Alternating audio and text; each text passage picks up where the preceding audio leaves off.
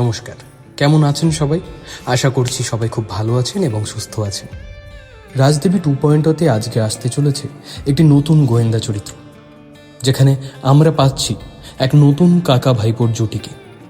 লেখিকা মৌ রুই দাসের কলমে মেজর বিনোদ ঘোষাল সিরিজ বা মেজর সাব সিরিজ, যেখানে মেজর বিনোদ ঘোষাল অর্থাৎ আমাদের মেজর আঙ্কেল যেমন ফৌজে থাকাকালীন দেশের সেবা করেছেন, তেমনি রিটায়ারমেন্টের পরেও দেশের মানুষের সেবা করছেন। আজকে আমরা আনছি আপনাদের জন্য পাপ চক্রের চক্রবহু এই উপন্যাসটি। এই গল্পটি প্রায় 3.5 ঘন্টার কাছাকাছি থাকার কারণে আমরা গল্পটিকে 2টি পর্বে আনছি। আজকে আপনারা শুনবেন এই গল্পের প্রথম পর্ব। দ্বিতীয় পর্ব শুনবেন পরশুদিন 8ই ডিসেম্বর ঠিক রাত 9টায়। মেজর আঙ্কেলের চরিত্রে রয়েছেন আমাদের সবার প্রিয় দেবাশিস সেনগুপ্ত।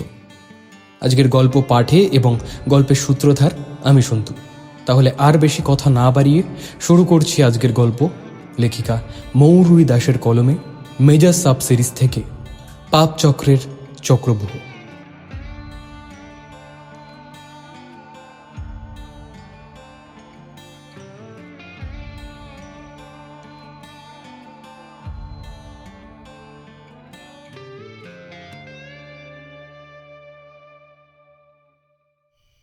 এই এই এই শোন শোন শোন অংশুমান শোন। আহা, এত ভেঙে পড়ছিস কেন এখনই? শোন, তুই কোনো চিন্তা করিস না। হ্যাঁ, আমি দেখছি ব্যাপারটা। Just give me some time, একটু সময় দে আমাকে। The thing is very fishy, বুঝলি? এমন সময় দরজার কলিং বেল বেজে উঠল। একজন কাজের মেয়ে গিয়ে দরজা খুলে দিতেই হুড়মুড়িয়ে বেশ কয়েকজন পুলিশ আমাদের বাড়ির মধ্যে প্রবেশ করল। আর বসার ঘরে যেখানে আমরা সবাই বসেছিলাম সেখানে এসে দিগন্তদা বলে উঠল, mister Anshuman, now you are under arrest.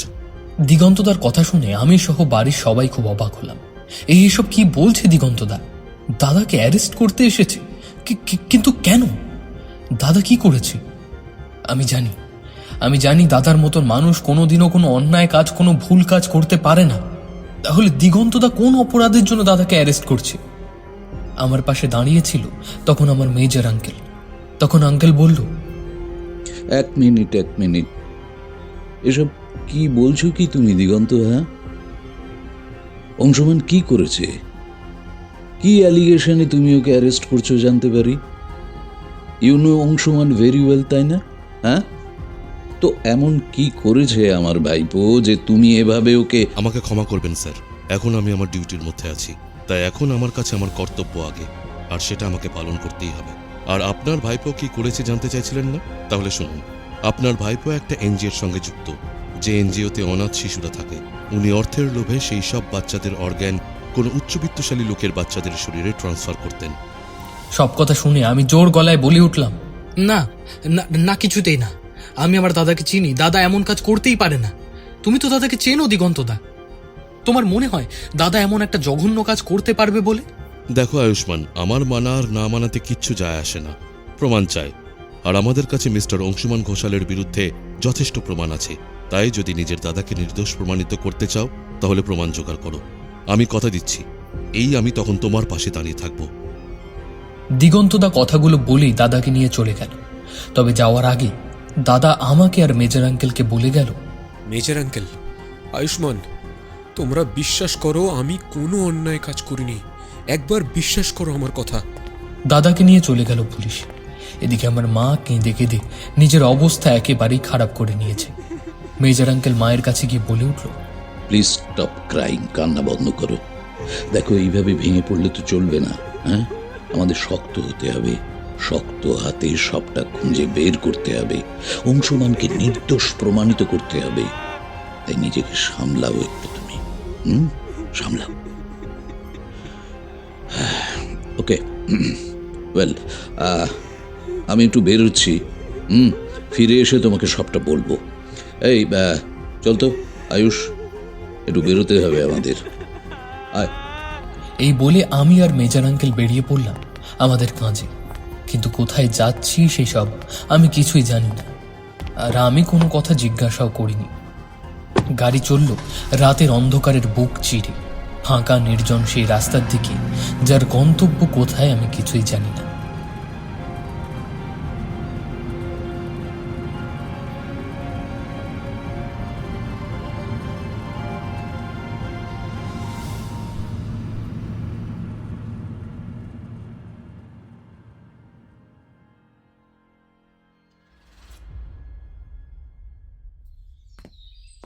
Major uncle, আরে কোথায় গেলে? ও মেজর আঙ্কেল, উফ, সকাল থেকে তোমার দেখাই পাওয়া যাচ্ছে না মেজর আঙ্কেল। আমি আয়ুষ্মান ঘোষাল। বর্তমানে আমি যাদবপুর ইউনিভার্সিটির থেকে বাংলায় মাস্টার্স করছি। বাড়ির লোক আমাকে আয়ুষ বলেই ডাকে। আজ থেকে আমি যাকে নিয়ে লেখা শুরু করছি তিনি হলেন আমার ছোট কাকা, নাম বিনোদ ঘোষাল। তবে আমার কাছে সে মেজর আঙ্কেল। ছোট থেকেই তাকে এই নামে ডাকার কারণ হচ্ছে আমার জ্ঞান হওয়া পর্যন্ত থেকেই তাকে বেশিরভাগ সময় আর্মি ইউনিফর্মে দেখেছি।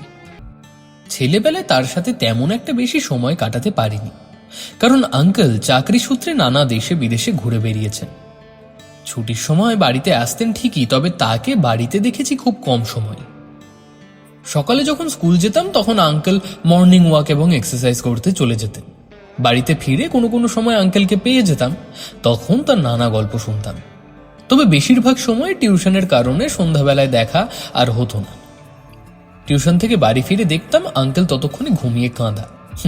ডিসিপ্লিন তার জীবনে অন্যতম মন্ত্র। তাই রাত ঠিক 9টা বাজলেই গো টু বেড, আবার ঠিক ভোর 4টে বাজলেই উঠে বেরিয়ে পড়তেন এক্সারসাইজ করতে। আমাদের বাড়ির সবাই তাকে একটু সন্ধেই চলে। ওনার ফিল্ডে হোক বা বাড়িতেই সর্বদাই তিনি সেই শক্তপোক্ত স্ট্রিক্ট অফিসারটি। আর এই স্ট্রিক্টনেসের কারণে তাকে তার জওয়ানরা জমের মতন ভয় পেত। তবে তিনি তার বয়েজ অর্থাৎ জওয়ানদের মনে মনে খুব স্নেহ করতেন। তবে বাইরের থেকে সব সময় শক্ত থেকে তাদের নেতৃত্ব দিয়েছেন। এখন মেজর আঙ্কেল কাজ থেকে রিটায়ারমেন্ট নিয়েছেন, এই সবে বছরখানেক হলো। তারপর থেকে আমাদের সবার সাথে তিনি বাড়িতেই থাকেন। আমার বাবা আর মেজর আঙ্কেল দুই ভাই। আমার বাবার নাম সন্তোষ ঘোষাল। সে একজন হার্ট স্পেশালিস্ট। কলকাতা শহরে ওনাকে অনেকেই এই নামে চেনেন। নিজের কর্মজীবন থেকে অবসর নিতে চেয়েছিলেন তিনিও, কিন্তু সবার ছুটি থাকলেও ডাক্তারের ছুটি থাকে না, তাই বাবার আর ছুটি নেওয়া হয়নি। লোকজনের এত ভালোবাসা পেয়েছেন যে বাবা শেষ পর্যন্ত সিদ্ধান্ত নেয় যে যতদিন শরীর চলবে তিনি মানুষের সেবা করে যাবেন। মাও তাতে বাধা দেয়নি। বাবা সর্বদাই মানুষের উপকার করতে ভালোবাসেন, সে কথা মাও জানেন। তাই মা বাবাকে কোনো কাজেই বাধা দেয় না। আর আমার মা হলেন একজন গৃহবধূ। বিয়ের আগে উনি একটা স্কুলে পড়াতেন, তবে বিয়ের পর সংসারের জন্য তিনি চাকরিটা ছেড়ে দিয়েছিলেন। তারপর থেকে তিনি নিজের হাতে এই পুরো সংসারটা সামলেছেন। আমরা আবার দুই ভাই। আমার দাদার নাম অংশুমান ঘোষাল। বাবার মতন সেও একজন হার্ট স্পেশালিস্ট, তবে এখনো তেমন একটা নিজের নাম করে উঠতে পারেনি। তবে আমি জানি বাবার মতোই একদিন তারও নাম হবে। ডাক্তার আর আর্মি পরিবারে জন্ম হয়েও এইসব ব্যাপার আমাকে কোনোদিনই টানেনি। আমি আবার একটু সাহিত্য অনুরাগী। বাংলা সাহিত্যের প্রতি আমার অগাধ টান। তাই তো পরিবারের গতানুগতিক ধাঁচ ছেড়ে বন্দুক বা স্তেতো হাতে না নিয়ে কলম হাতে একেবারে অন্য রাস্তায় হেঁটে চলেছি। হ্যাঁ, জানি না ভবিষ্যতে আমি কিছু করতে পারবো কিনা। তবে আমার মতে বিপ্লব বা জনকল্যাণ সাহিত্যের মাধ্যমেও তো করা যায়, যেমন করেছেন কবি নজরুল, বঙ্কিমচন্দ্র, রবীন্দ্রনাথ। তবে আমারও ইচ্ছে একদিন আমারও খুব নাম ডাক হবে, হোক না সেটা সাহিত্যের ক্ষেত্রে, ক্ষতি কি। এই দিক থেকে মেজর আঙ্কেল আমাকে খুবই সাপোর্ট করেন। আঙ্কেল এখনো ব্যাচেলর, বিয়ে করেননি। যৌবনকালে অনেকবার বিয়ে করার জন্য বাড়ির থেকে ওনাকে অনেকেই বলেছিল, কিন্তু তাও করেননি। ওনার একটাই কথা, উনি যেই কাজ করেন তাতে ওনার নিজেরই জীবনের গ্যারান্টি নেই। তাই সবকিছু জেনে শুনে উনি ওনার জীবনের সাথে আরেকটি প্রাণকে বিপদের মুখে নিয়ে যেতে পারবেন না। তাই অনেক জোরাজুরি করেও শেষমেশ কেউ মেজর আঙ্কেলকে বিয়ের পিঁড়িতে বসাতে পারেন। নিজের চাকরি জীবন তিনি নিষ্ঠা ভরে পালন করে গেছেন, তাই তো তিনি বাড়িতেও খুব কম সময় আসতেন। এই রিটায়ার্ড হয়েছেন বলেই বাড়িতে চলে এসেছেন একেবারে পাকাপোক্তভাবে। আর তারপর থেকেই আমার সাথে মেজর আঙ্কেলের খুব ভাব হয়েছে। আমি প্রায়শই মেজর আঙ্কেলের কাছ থেকে অনেক ঘটনা, অনেক গল্প শুনি। যেগুলো সবই ওনার বাস্তব জীবনের ঘটনা। সিরিয়াসভাবে থাকলেও তিনি কিন্তু একেবারে ঠান্ডা মস্তিষ্কের মানুষ। তিনি বলেন জীবনে বিপদ আসবে, কিন্তু তাতে ধৈর্য হারালে চলবে না। সবসময় ঠান্ডা মাথায় ধৈর্য নিয়ে সমস্যার সম্মুখীন হয়ে সেই সমস্যা থেকে বেরিয়ে আসার পথ খুঁজতে হবে। এই বছর খানিক সময় মেজর আঙ্কেল আমাকে এমন অনেকগুলো ঘটনা বলেছেন যেগুলো শুনে আমি সত্যি মেজর আঙ্কেলের একজন বড় ভক্ত হয়ে গেছি। আর তার সেই সব কাহিনী শুনেই আমার প্রথম পথ চলা শুরু করি। জানতে চাইছেন সেই পথ চলাটা কি? তাহলে শুনুন। মেজর আঙ্কেলের বলা সব ঘটনাগুলোকে আমি আমার কলমের খোঁচায় মানুষের কাছে পৌঁছে দিতে চাই। হ্যাঁ, আমি একটা বই লিখছি, এবং সেটা মেজর আঙ্কেলকে নিয়ে। তার জীবনে ঘটে যাওয়া সব রোমহর্ষক ঘটনাগুলো আমি বইয়ের পাতায় লিখে সাধারণ মানুষের কাছে পৌঁছে দিতে চাই। আর্মি অফিসারদের জীবন বড়ই কঠিন, কিন্তু তাদের জীবনে কি ঘটে, কত সমস্যা হয়, সেসব আমরা সাধারণ মানুষেরা কখনোই জানতে পারি না। মেজর আঙ্কেলের কথা শুনে কেন জানি না আমার মনে হলো আর্মিদের জীবন সম্পর্কেও সাধারণ মানুষের জানা উচিত। বর্ডারে শুধু নিজের জীবনের বাজি রেখে শত্রুপক্ষের উপরে অনবরত নজর রেখে যেতে হয় এটাই নয়, শত্রুপক্ষের সাথে সাথেও আর্মিদের নিজেদের দেশের দিকেও নজর দিতে হয়। নিজের দেশের মধ্যেও এমন অরাজনৈতিক কাজবাজ হয় যার জন্য আর্মিদের ছুটে যেতে হয় নিজের জীবনের তোয়াক্কা না করে। সেসব ঘটনা আমরা না হয় আবার পরে জানব। তবে আজ আমি যে জন্য মেজর আঙ্কেলকে সকাল থেকে খুঁজে বেড়াচ্ছি সেটা হলো, কিছুদিন আগে আমি একটা বই লিখেছিলাম আঙ্কেলের বলা বেশ কিছু কাহিনী নিয়ে। বইটির নাম দিয়েছিলাম রহস্যভেদী মেজর। আপনারা বিশ্বাস করবেন না, বইটি 1 মাসের মধ্যে 3 বার সংস্করণ হয়েছে। বইটি যে পাঠকদের এতটা পছন্দ হবে সেটা আমি কল্পনাও করতে পারি। আর এই খুশির খবরটা দিতেই আমি সকাল থেকে মেজর আঙ্কেলকে খুঁজে বেড়াচ্ছি, কিন্তু সকাল থেকে ওনাকে আমি খুঁজেই পাচ্ছি না। উনি গেলেন কোথায়? চিৎকার করে করে আমি সারা বাড়ি মাথায় তুলে নিয়েছি। ইতিমধ্যে বেশ কয়েকবার আমার বাবা আর মা আমাকে এত চিৎকার করার কারণ জিজ্ঞেস করেছে, কিন্তু আমি তাদের কোনো প্রশ্নের উত্তর না দিয়ে সারা বাড়ি মেজর আঙ্কেলকে খুঁজে বেড়াচ্ছি। সারা বাড়ি তন্ন তন্ন করে খুঁজেও যখন আঙ্কেলকে আমি কোথাও পেলাম না, তখন আমি বেশ হতাশ হলাম। হাতে একটা চিঠি নিয়ে বসে পড়লাম একটা চেয়ারে। তারপর মাথাটা ঠান্ডা হতেই ছুটে গেলাম স্টাডি রুমের দিকে। আমি জানি মেজর আঙ্কেলকে কোথাও পাওয়া না গেলেও স্টাডি রুমে নিশ্চয়ই পাওয়া যাবে, তাই আর কোনো কিছু না ভেবেই পা বাড়ালাম স্টাডি রুমের দিকে। সেখানে পৌঁছে আমি দেখতে পেলাম মেজর আঙ্কেল খুব মনোযোগ দিয়ে একটা ছবি আঁকছেন। চাকরি থেকে অবসর নিয়ে মেজর আঙ্কেল এখন প্রায় সময় এই ঘরে থাকেন আর ছবি আঁকেন। আমি শুনেছিলাম মেজর আঙ্কেল খুব ভালো ছবি আঁকতে পারেন। এখন চাকরি থেকে অবসর নিয়ে তুলি হাতে এই ঘরেই তার বেশিরভাগ সময়টাই কাটে। আমিও প্রায় সময় এই ঘরেই থাকি মেজর আঙ্কেলের সাথে। মেজর আঙ্কেলের বেশ কয়েকটি শখ আছে, আর তার মধ্যে এই ছবি আঁকাটি হলো অন্যতম। আরেকটি হলো তিনি গাছ লাগাতে খুব ভালোবাসেন। এই জন্য উনি ওনার একটি শখের বাগানও তৈরি করেছেন, যেখানে নানা ধরনের ফুলের গাছ আছে। তার আরেকটা শখ হচ্ছে দেশ বিদেশের নানা ধরনের দামি দামি সিগার সংগ্রহ করা। চাকরি জীবনের অভ্যেস, তখন থেকেই তিনি সিগারের প্রতি একটা দুর্বলতা পোষণ করেন, এবং কত যে টাকা খরচা করেছেন এই সিগার কালেকশনের পেছনে তা বলাই বাহুল্য। মেজর আঙ্কেলের ঘরে একটা আলমারিতে কত রকমের যে সিগারের কালেকশন রয়েছে তা দেখলে মাথা যেন ঘুরিয়ে যায়। উফ, দেখেছেন, অনেক কথা বলে ফেললাম। দাঁড়ান, মেজর আঙ্কেলকে এবার খবরটা দিই। উফ, কি ব্যাপার বলো তো মেজর আঙ্কেল, আজ তুমি সকাল সকাল এই ঘরে আর এত মনোযোগ দিয়ে কি আঁকছো? আমার কথা শুনে মেজর আঙ্কেল আমার দিকে একবার তাকাল, তারপর আবার ছবি আঁকার দিকে মনোনিবেশ করল। ছবি আঁকতে আঁকতে আমাকে বলল, কি হয়েছে রে আয়ুষ? সকাল সকাল আমার এত খোঁজ খবর?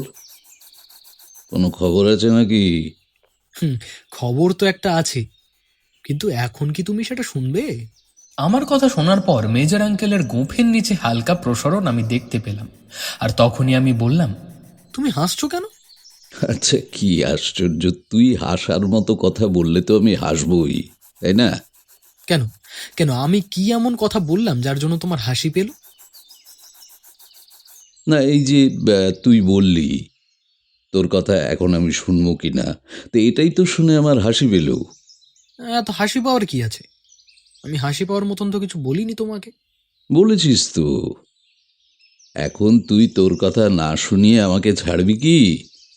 তো সে তো তুই তোর কথা বলবি। তো তাহলে আমার কাছে অনুমতি নেওয়ার কারণ কি? হুম?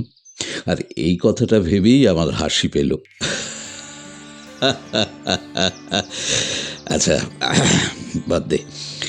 আম, তুই কি বলতে এসেছিস বল, আমি শুনছি, বলে ফেল। শেষের কথাটা শুনে আমি আগের সব কথা ভুলে বলতে শুরু করলাম। মেজর আঙ্কেল, তোমার কেস সংক্রান্ত ঘটনা নিয়ে যে বইটা আমি লিখেছিলাম সেটা কিন্তু পাঠক মহলে দারুণ সাড়া ফেলে দিয়েছে। তুমি জানো, এই 1 মাসে বইটা 3 বার সংস্করণ হয়েছে। তুমি ভাবতে পারছো পাঠকগণ তোমার ব্যাপারে জানতে কতটা আগ্রহী? তুমি জানো আমার ফেসবুকে সবাই মিলে কত কমেন্ট, কত মেসেজ করছে। ও, তাই নাকি? তা কি জন্য করছে? হুম? আরে তুমি বুঝতে পারছো না, সবাই তো জানতে চাইছে রহস্যভেদী মেজরটা কে। আর আমি যে ঘটনা বইতে লিখেছি সেগুলো তো সব সত্যি কিনা সেগুলোই তো জানতে চাইছে। যদিও আমি এখনো পর্যন্ত তাদের কোনো উত্তর দিইনি, তবে এবার ভাবছি তাদের উত্তর দিয়ে দেব। তাহলে তুমি আর্মি অফিসারদের কাছাকাছি সাধারণ মানুষের কাছেও ফেমাস হয়ে যাবে। বলো, কেমন লাগছে তোমার? আমার কথা শুনে মেজর আঙ্কেলের মধ্যে কোনো এক্সপ্রেশন আমি দেখতে পেলাম না, তাই আবার জিজ্ঞেস করলাম, কেন মেজর আঙ্কেল, তুমি খুশি হওনি? না না, খুশি কেন হব না, হয়েছি তো, খুব খুশি হয়েছি। কিন্তু তোমাকে দেখে তো সেরকম কিছু মনে হচ্ছে না। আরে না না, তা নয়, তা নয়, আমি তো খুব খুশি হয়েছি। আসলে কি বলতো আয়ুষ, বয়স বেড়েছে তো, দায়িত্ব চলে গেছে, কাজ শেষ হয়েছে, আর এইসব খুব একটা টানে না। এই তো আছি, একা বেশ আছি। মাঝে মাঝে তোর সঙ্গ, এই নিয়ে দিব্যি কেটে যাচ্ছে আমার সময়। আগে যখন কাজ করতাম তখন নিজের জন্য এতটুকু সময় পেতাম না। সব সময় কেউ না কেউ আমার আগে পেছনে ঘোরাঘুরি করত। আর এখন অবসর নিয়েছি, নিজের জন্য অগাধ সময়। আশেপাশে আর কোনো লোকজনও নেই, যোগাযোগও নেই। তারা সবাই কেমন আছে, কি করছে, তার কিছুই জানি না। বুঝলি আয়ুষ, পদে যতদিন থাকবি ততদিনই তোর অধিকার থাকবে। আর তারপর যখন তুই সেই পদে আর থাকবি না, তখন আর কোনো অধিকারই তোর নেই। আগে জীবনটা কত ব্যস্ততর ছিল, আর এখনকার সময়টাতে পার্টিকুলার কোনো কাজই নেই। না আছে কোনো কাজ, না আছে কোনো দায়িত্ব, একেবারে ঝাড়া হাত পা। শুধু খাও দাও আর ঘুমাও, এই তো কাজ।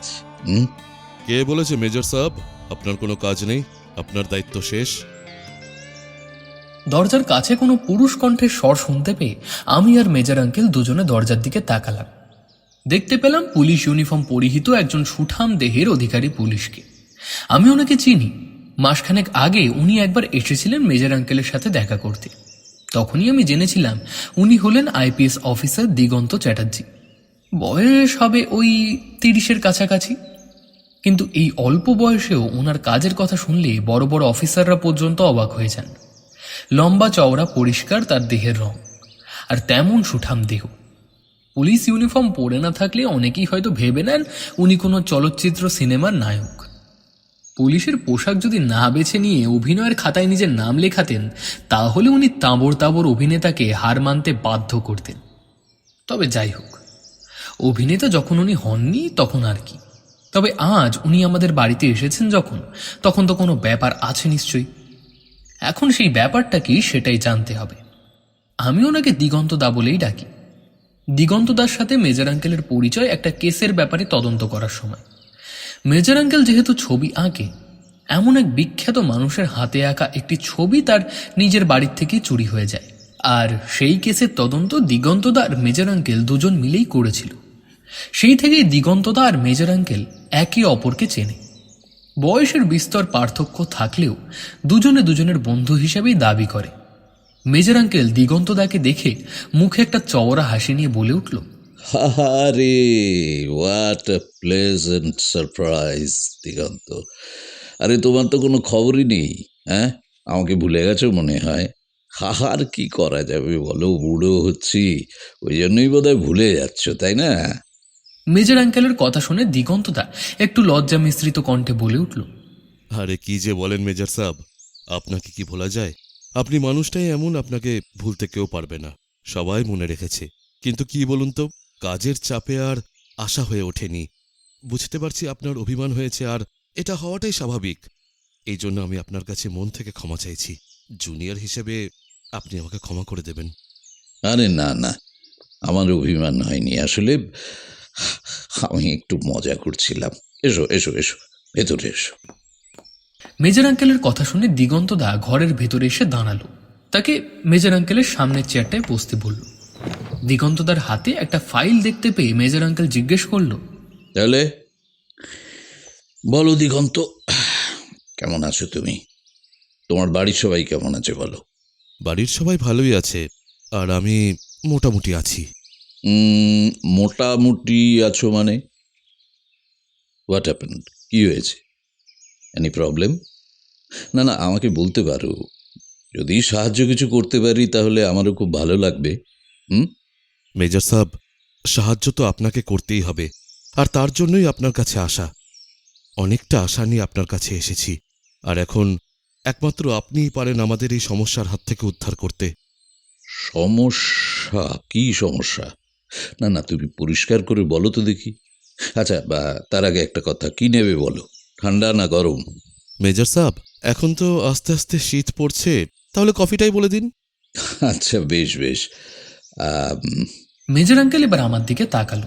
আমি বললাম, মেজর আঙ্কেল, আমি কফি নিয়ে আসছি। এই বলে আমি রুম থেকে বেরিয়ে গেলাম। যখন ফিরে এলাম তখন আমার হাতে ছিল 3 কাপ কফি আর কিছু স্ন্যাক্স। সেই সব আমি সামনের টেবিলে নামিয়ে দিলাম। তারপর একে একে মেজর আঙ্কেল আর দিগন্তদার হাতে কফির কাপ তুলে দিলাম।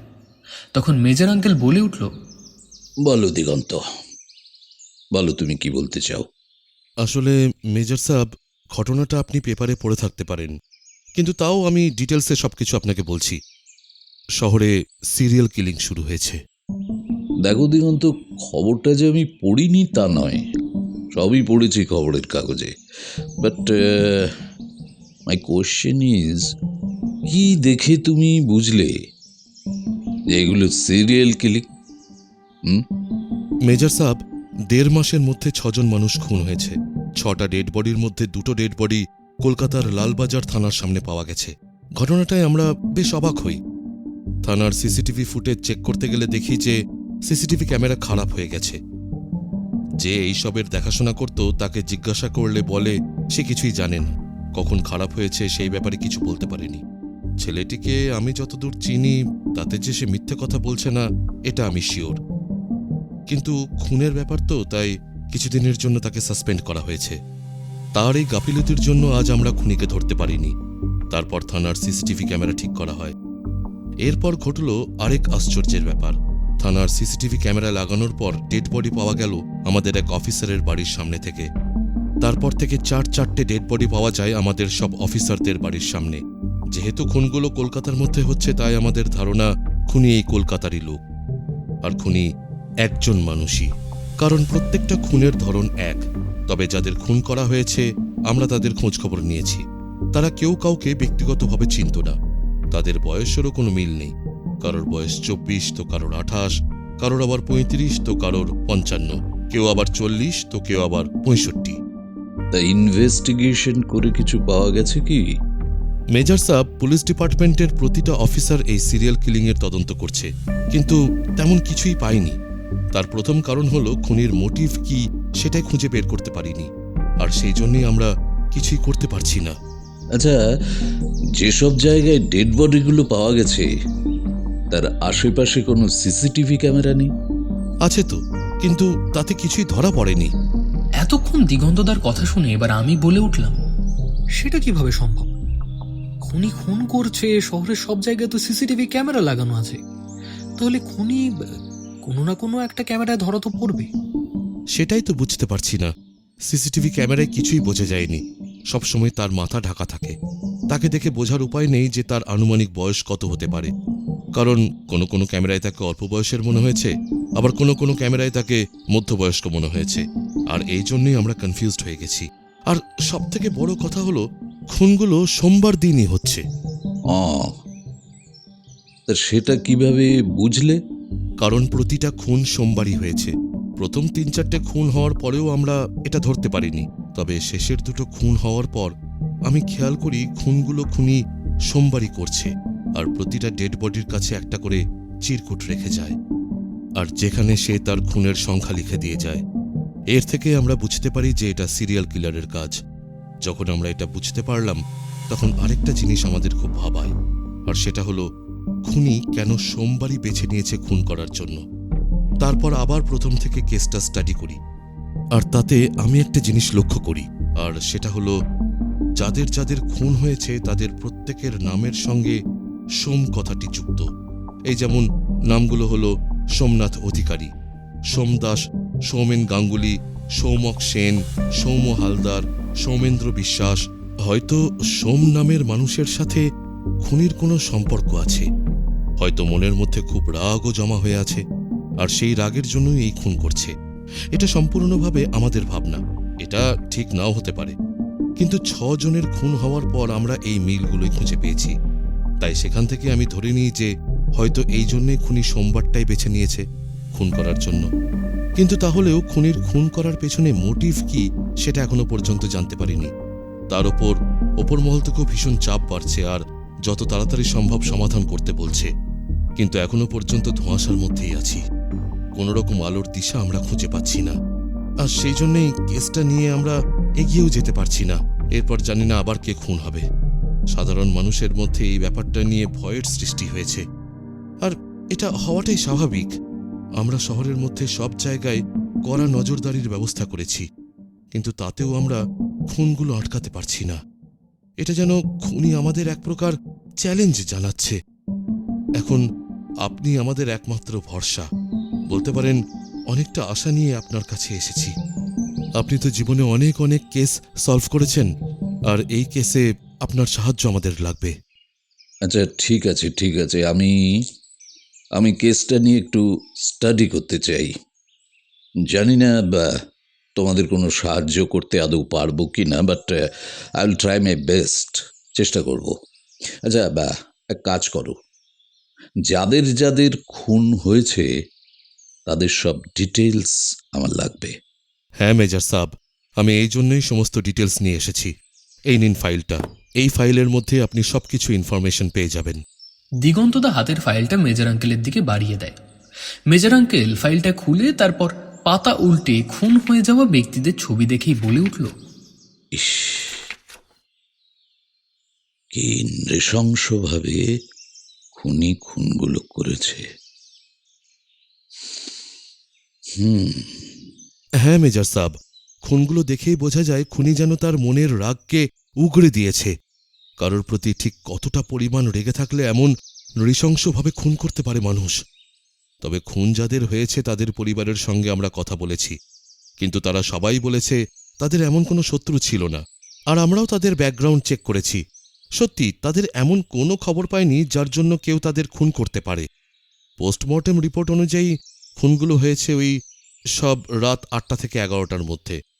খুনি ভিকটিমকে খুব কষ্ট দিয়ে মেরেছে, জ্ঞানত অবস্থায় শরীর থেকে সমস্ত রক্ত বের করে নিয়েছে, তারপর গলা কেটে খুন করেছে, আর তারপর শরীরের সমস্ত অঙ্গ প্রত্যঙ্গগুলো শরীর থেকে কেটে বের করেছে। কি ভয়ানক সেই দৃশ্য! এইসব দেখে শরীরের রক্ত হিম হয়ে যাবে। দিগন্তদার কথা শুনে এবার আমি বললাম, পাগল নাকি? এইভাবে কেউ খুন করতে পারে? শরীর থেকে রক্ত বার করে নিলে মানুষ এমনিতেই মরে যাবে, তাকে আবার গলা কেটে শরীরের সব অঙ্গ প্রত্যঙ্গগুলোকে কেটে বার করার কি দরকার ছিল? উফ, সত্যি বলছি দিগন্তদা, খুনির মানসিক সমস্যা আছে, নইলে এইভাবে কেউ খুন করতে পারে না। পাগলই তো তারা।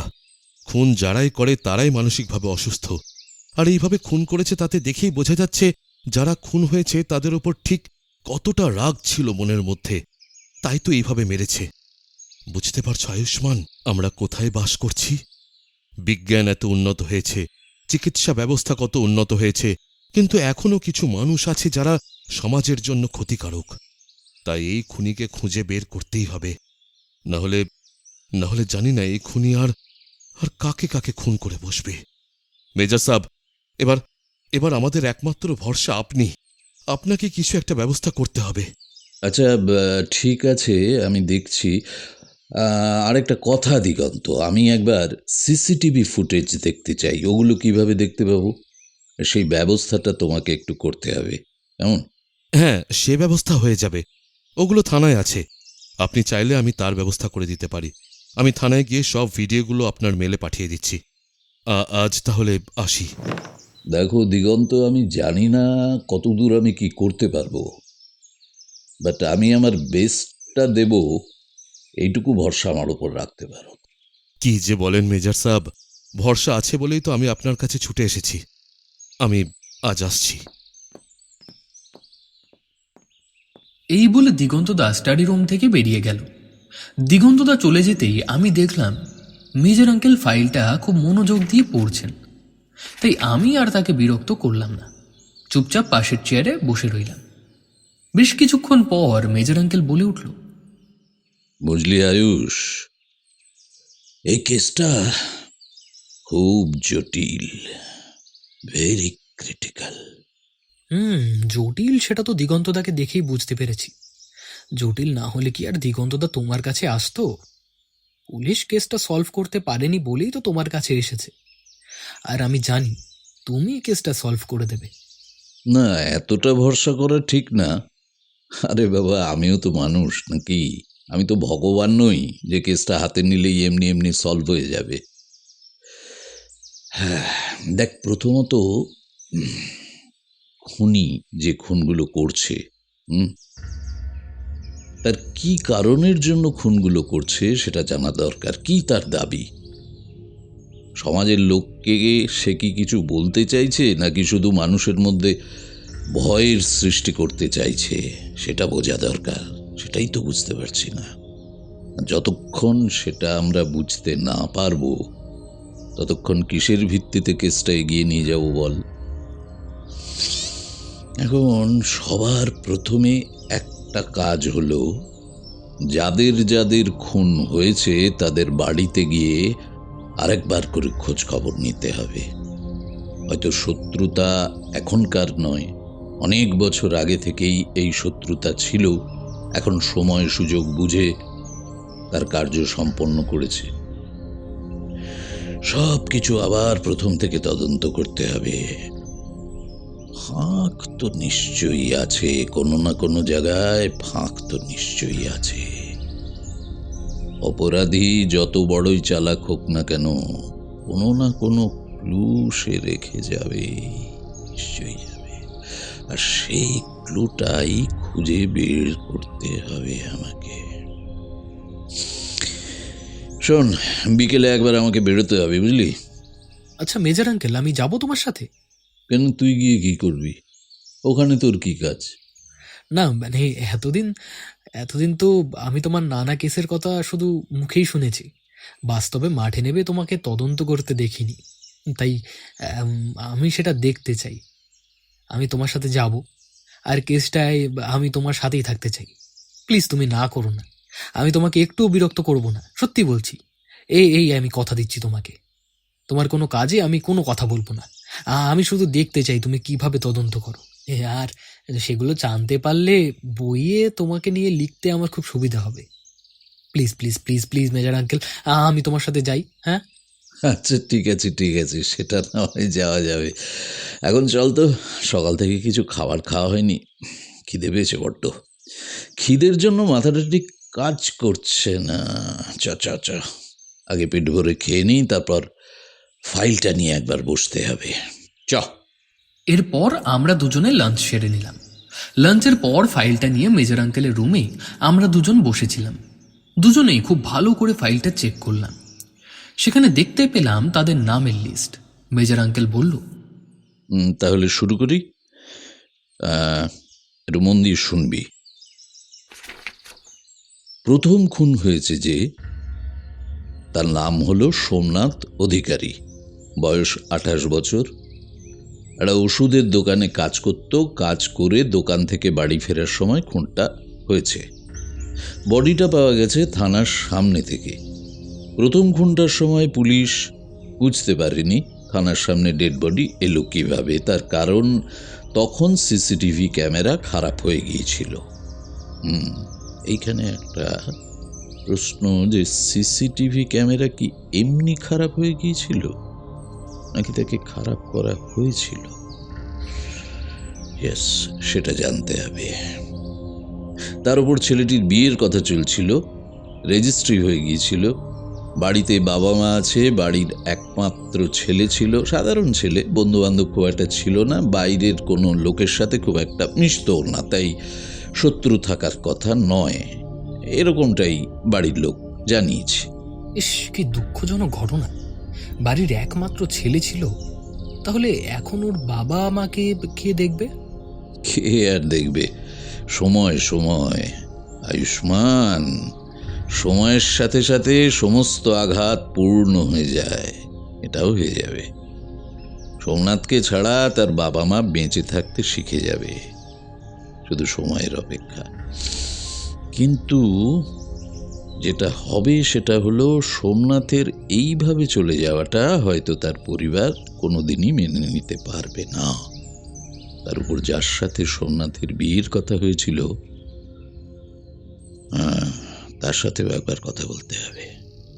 হ্যাঁ, সত্যি জীবনের কোনো গ্যারান্টি নেই, কখন কি হয়ে যায় জানি না। তাদের পরিবারের কি অবস্থা এখন?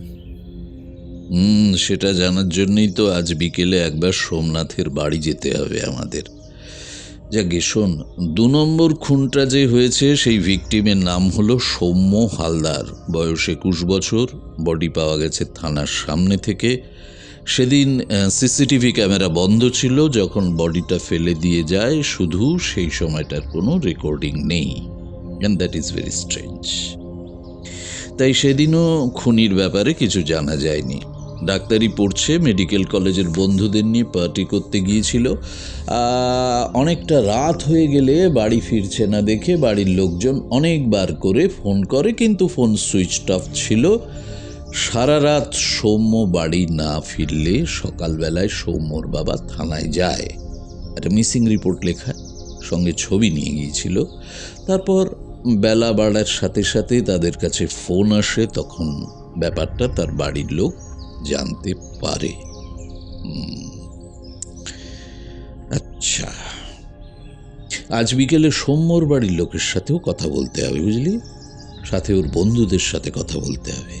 সেদিন রাতে সৌম্যর সাথে কে কে ছিল, কতক্ষণ তারা বাইরে ছিল, কোথায় পার্টি, সমস্ত জানতে হবে। তৃতীয় খুনটা হয়,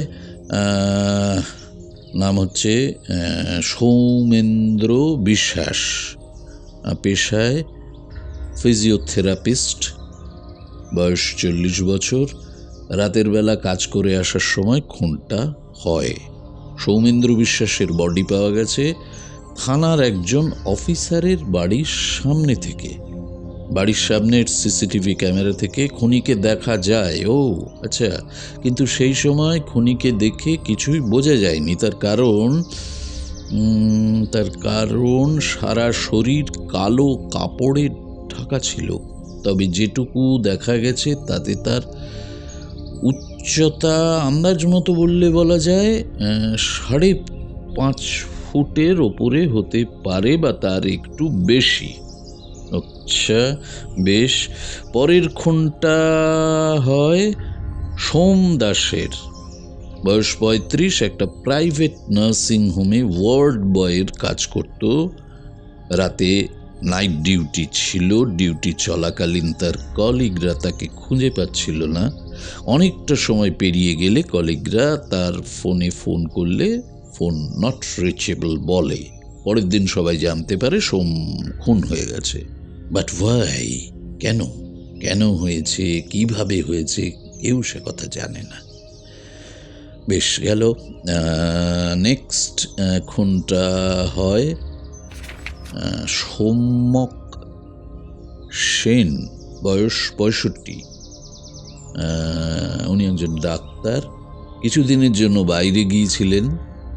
বাড়ি ফেরার পথে উনি একটা রেস্তোরাঁয় খাবার খেতে গিয়েছিলেন, আর সেখান থেকে অনেকটা সময় পেরিয়ে গেলে ফিরে আসছেন না দেখে গাড়ির ড্রাইভার রেস্তোরাঁর ভেতরে যায়। কিন্তু সেখানে তার মালিককে খুঁজে না পেয়ে বাড়িতে ফোন করে আর তারপর পুলিশকে জানানো হয়। আচ্ছা, পুলিশ যখন জানতে পারে তখন ওনার খুন হয়ে গেছে। ওনার বডিও একজন পুলিশ অফিসারের বাড়ির সামনে থেকে উদ্ধার করা হয়েছে। আচ্ছা, এরপর খুন হয়েছেন সৌমেন গাঙ্গুলি, বয়স 55। একটা এনজিওতে কাজ করত, আর এনজিওর কাজে শহরের বাইরে গিয়েছিলেন উনি। বাড়ি ফেরার পথে ওনার গাড়ি খারাপ হয়ে যায়, গাড়ির মধ্যেই উনি ছিলেন। ড্রাইভার মেকানিক আনতে যায়, যখন ফিরে আসে তখন আর সৌমেন বাবুকে গাড়িতে ড্রাইভার দেখতে পায়নি। ও প্রথমে ভেবেছিল যে সময় অনেকটা লাগার জন্য হয়তো সৌমেন বাবু বাড়ি ফিরে গেছেন, তাই আর কোনো খোঁজখবর করেনি। গাড়ি সারিয়ে যখন বাড়ি ফিরে আসে তখন বাড়ির লোক ড্রাইভারকে জিজ্ঞাসা করে যে তার সাহেব কোথায়। তো সেই প্রশ্নের উত্তর ড্রাইভার দিতে পারেনি, কারণ সে নিজেও খুব অবাক হয়েছিল। ড্রাইভার ভেবেছিল যে সৌমেনবাবু বাড়ি ফিরে এসেছে, কিন্তু না, উনি বাড়ি ফিরে আসেননি। তাহলে উনি কোথায় গেলেন? বাড়ির লোক ফোন করলে ফোন সুইচ অফ বলে। অনেকটা সময় পেরিয়ে গেলেও সৌমেনবাবুর কোনো খবর পাওয়া না গেলে তখন পুলিশকে বাড়ি থেকে জানানো হয়। পুলিশ খোঁজ খবর নিয়ে জানতে পারে ওনার মৃত্যুর সংবাদ। ওকে, ফাইন। যারা যারা মারা গেছে তাদের সব ডিটেলস শুনে আমি তো রীতিমতন অবাক।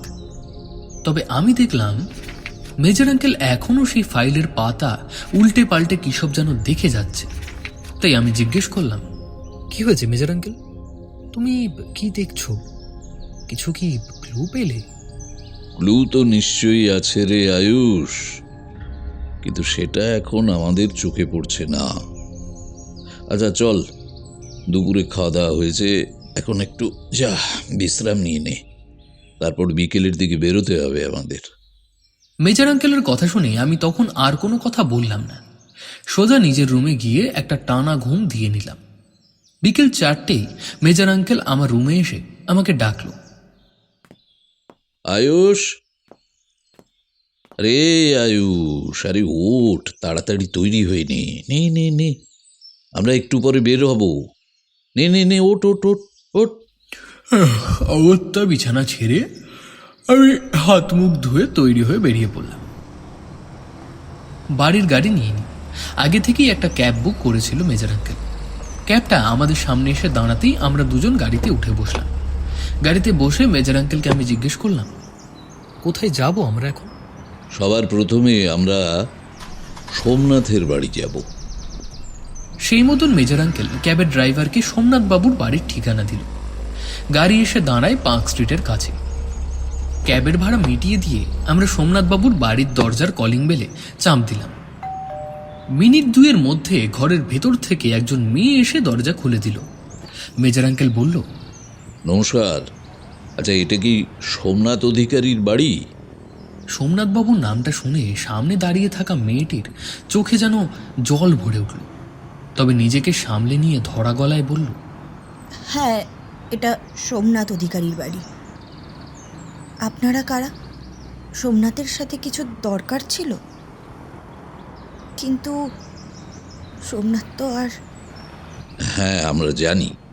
আচ্ছা, তাহলে আপনারা কারা? যদি বলেন তাহলে খুব ভালো হয়। আসলে আমরা সোমনাথ অধিকারীর মৃত্যুর তদন্ত করতে এখানে এসেছি। কি বললেন?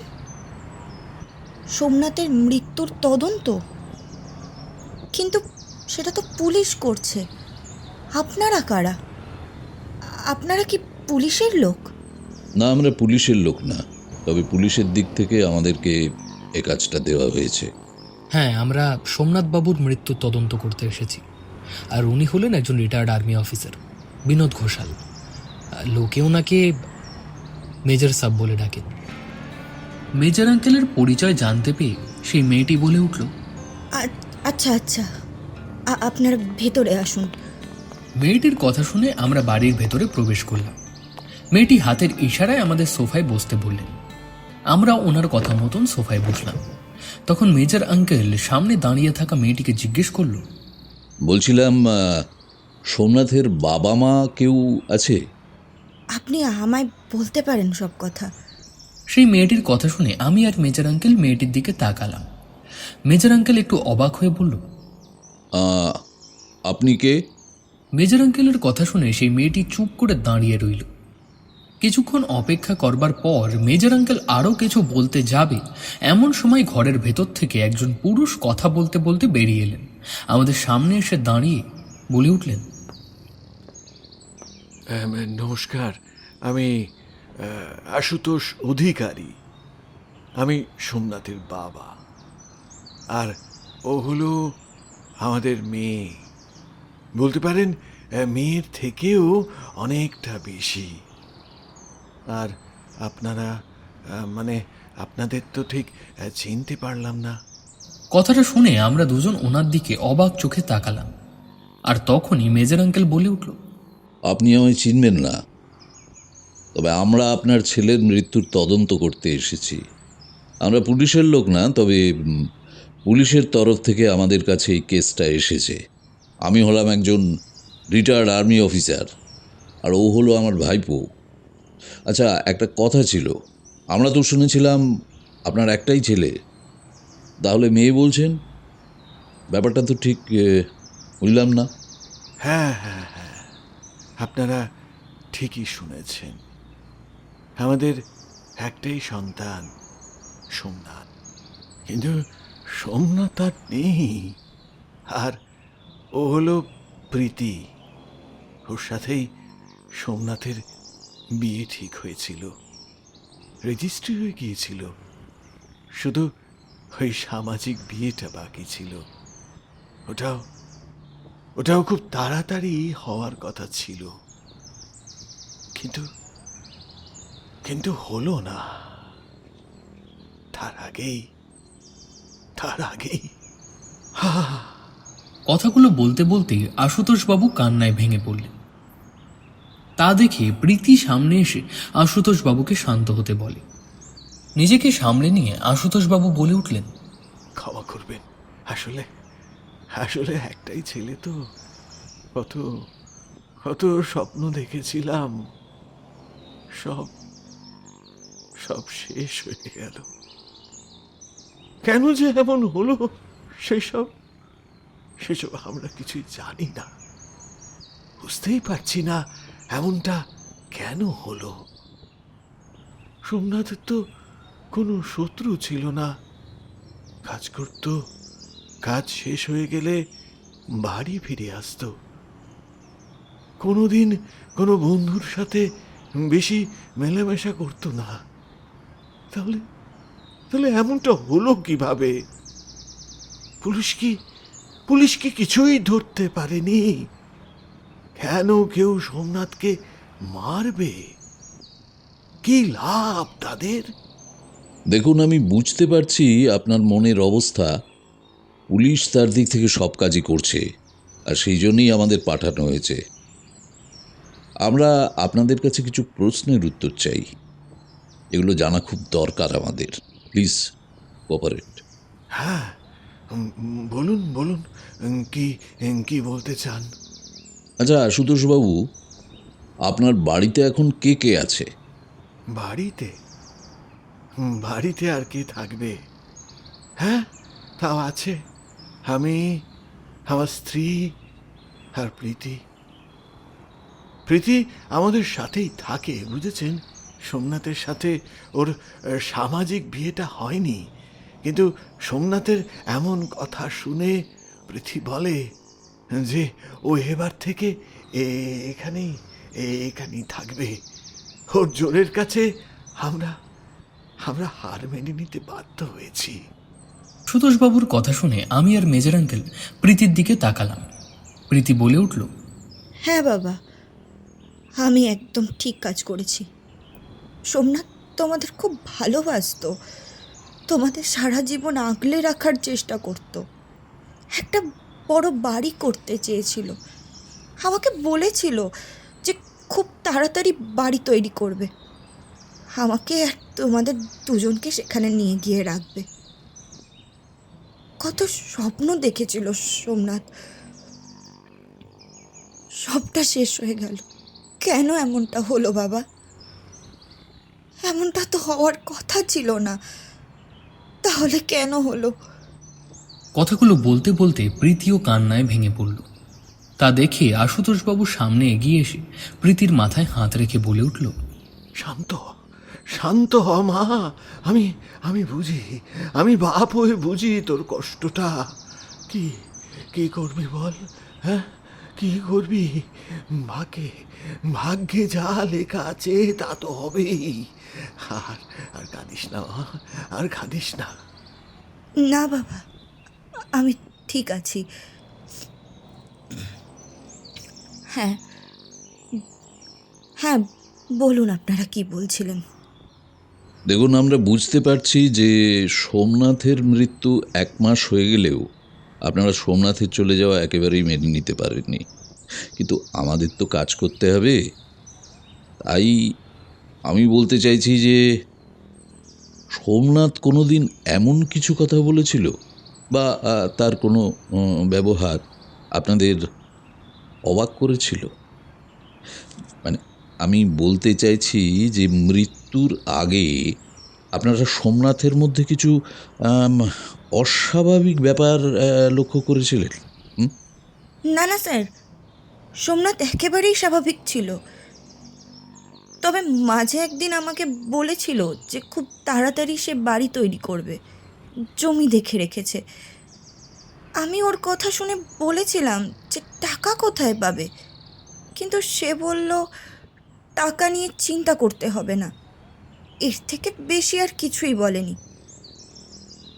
শেষবারের মতো সোমনাথের মুখটা পর্যন্ত দেখতে পাইনি। কেন? কারণ খুনের সময় তার সারা শরীর খুনি ছিন্ন ভিন্ন করে দিয়েছিল। বডি যখন আমাদের কাছে আসে তখন তো পোস্টমর্টেম করা হয়ে গিয়েছিল। আমরা তো চিনতেই পারিনি। তাহলে কিভাবে বুঝলেন যে ওটা সোমনাথেরই বডি? পুলিশ আমাদের সোমনাথের কিছু জিনিস, যেমন হাতের ঘড়ি আর ওর ওয়ালেট, এইসব এইসব দেখেই আমরা বডি চিহ্নিত করি। I see. আচ্ছা, ঠিক আছে। হ্যাঁ, ভালো কথা। আশুতোষবাবু, আপনার স্ত্রীকে দেখছি না, উনি কোথায়? মেজর আঙ্কেলের কথা শুনে আশুতোষবাবু আমাদের একটি ঘরে নিয়ে গেল। সেখানে গিয়ে দেখলাম আশুতোষবাবুর স্ত্রী বিছানায় শুয়ে আছেন।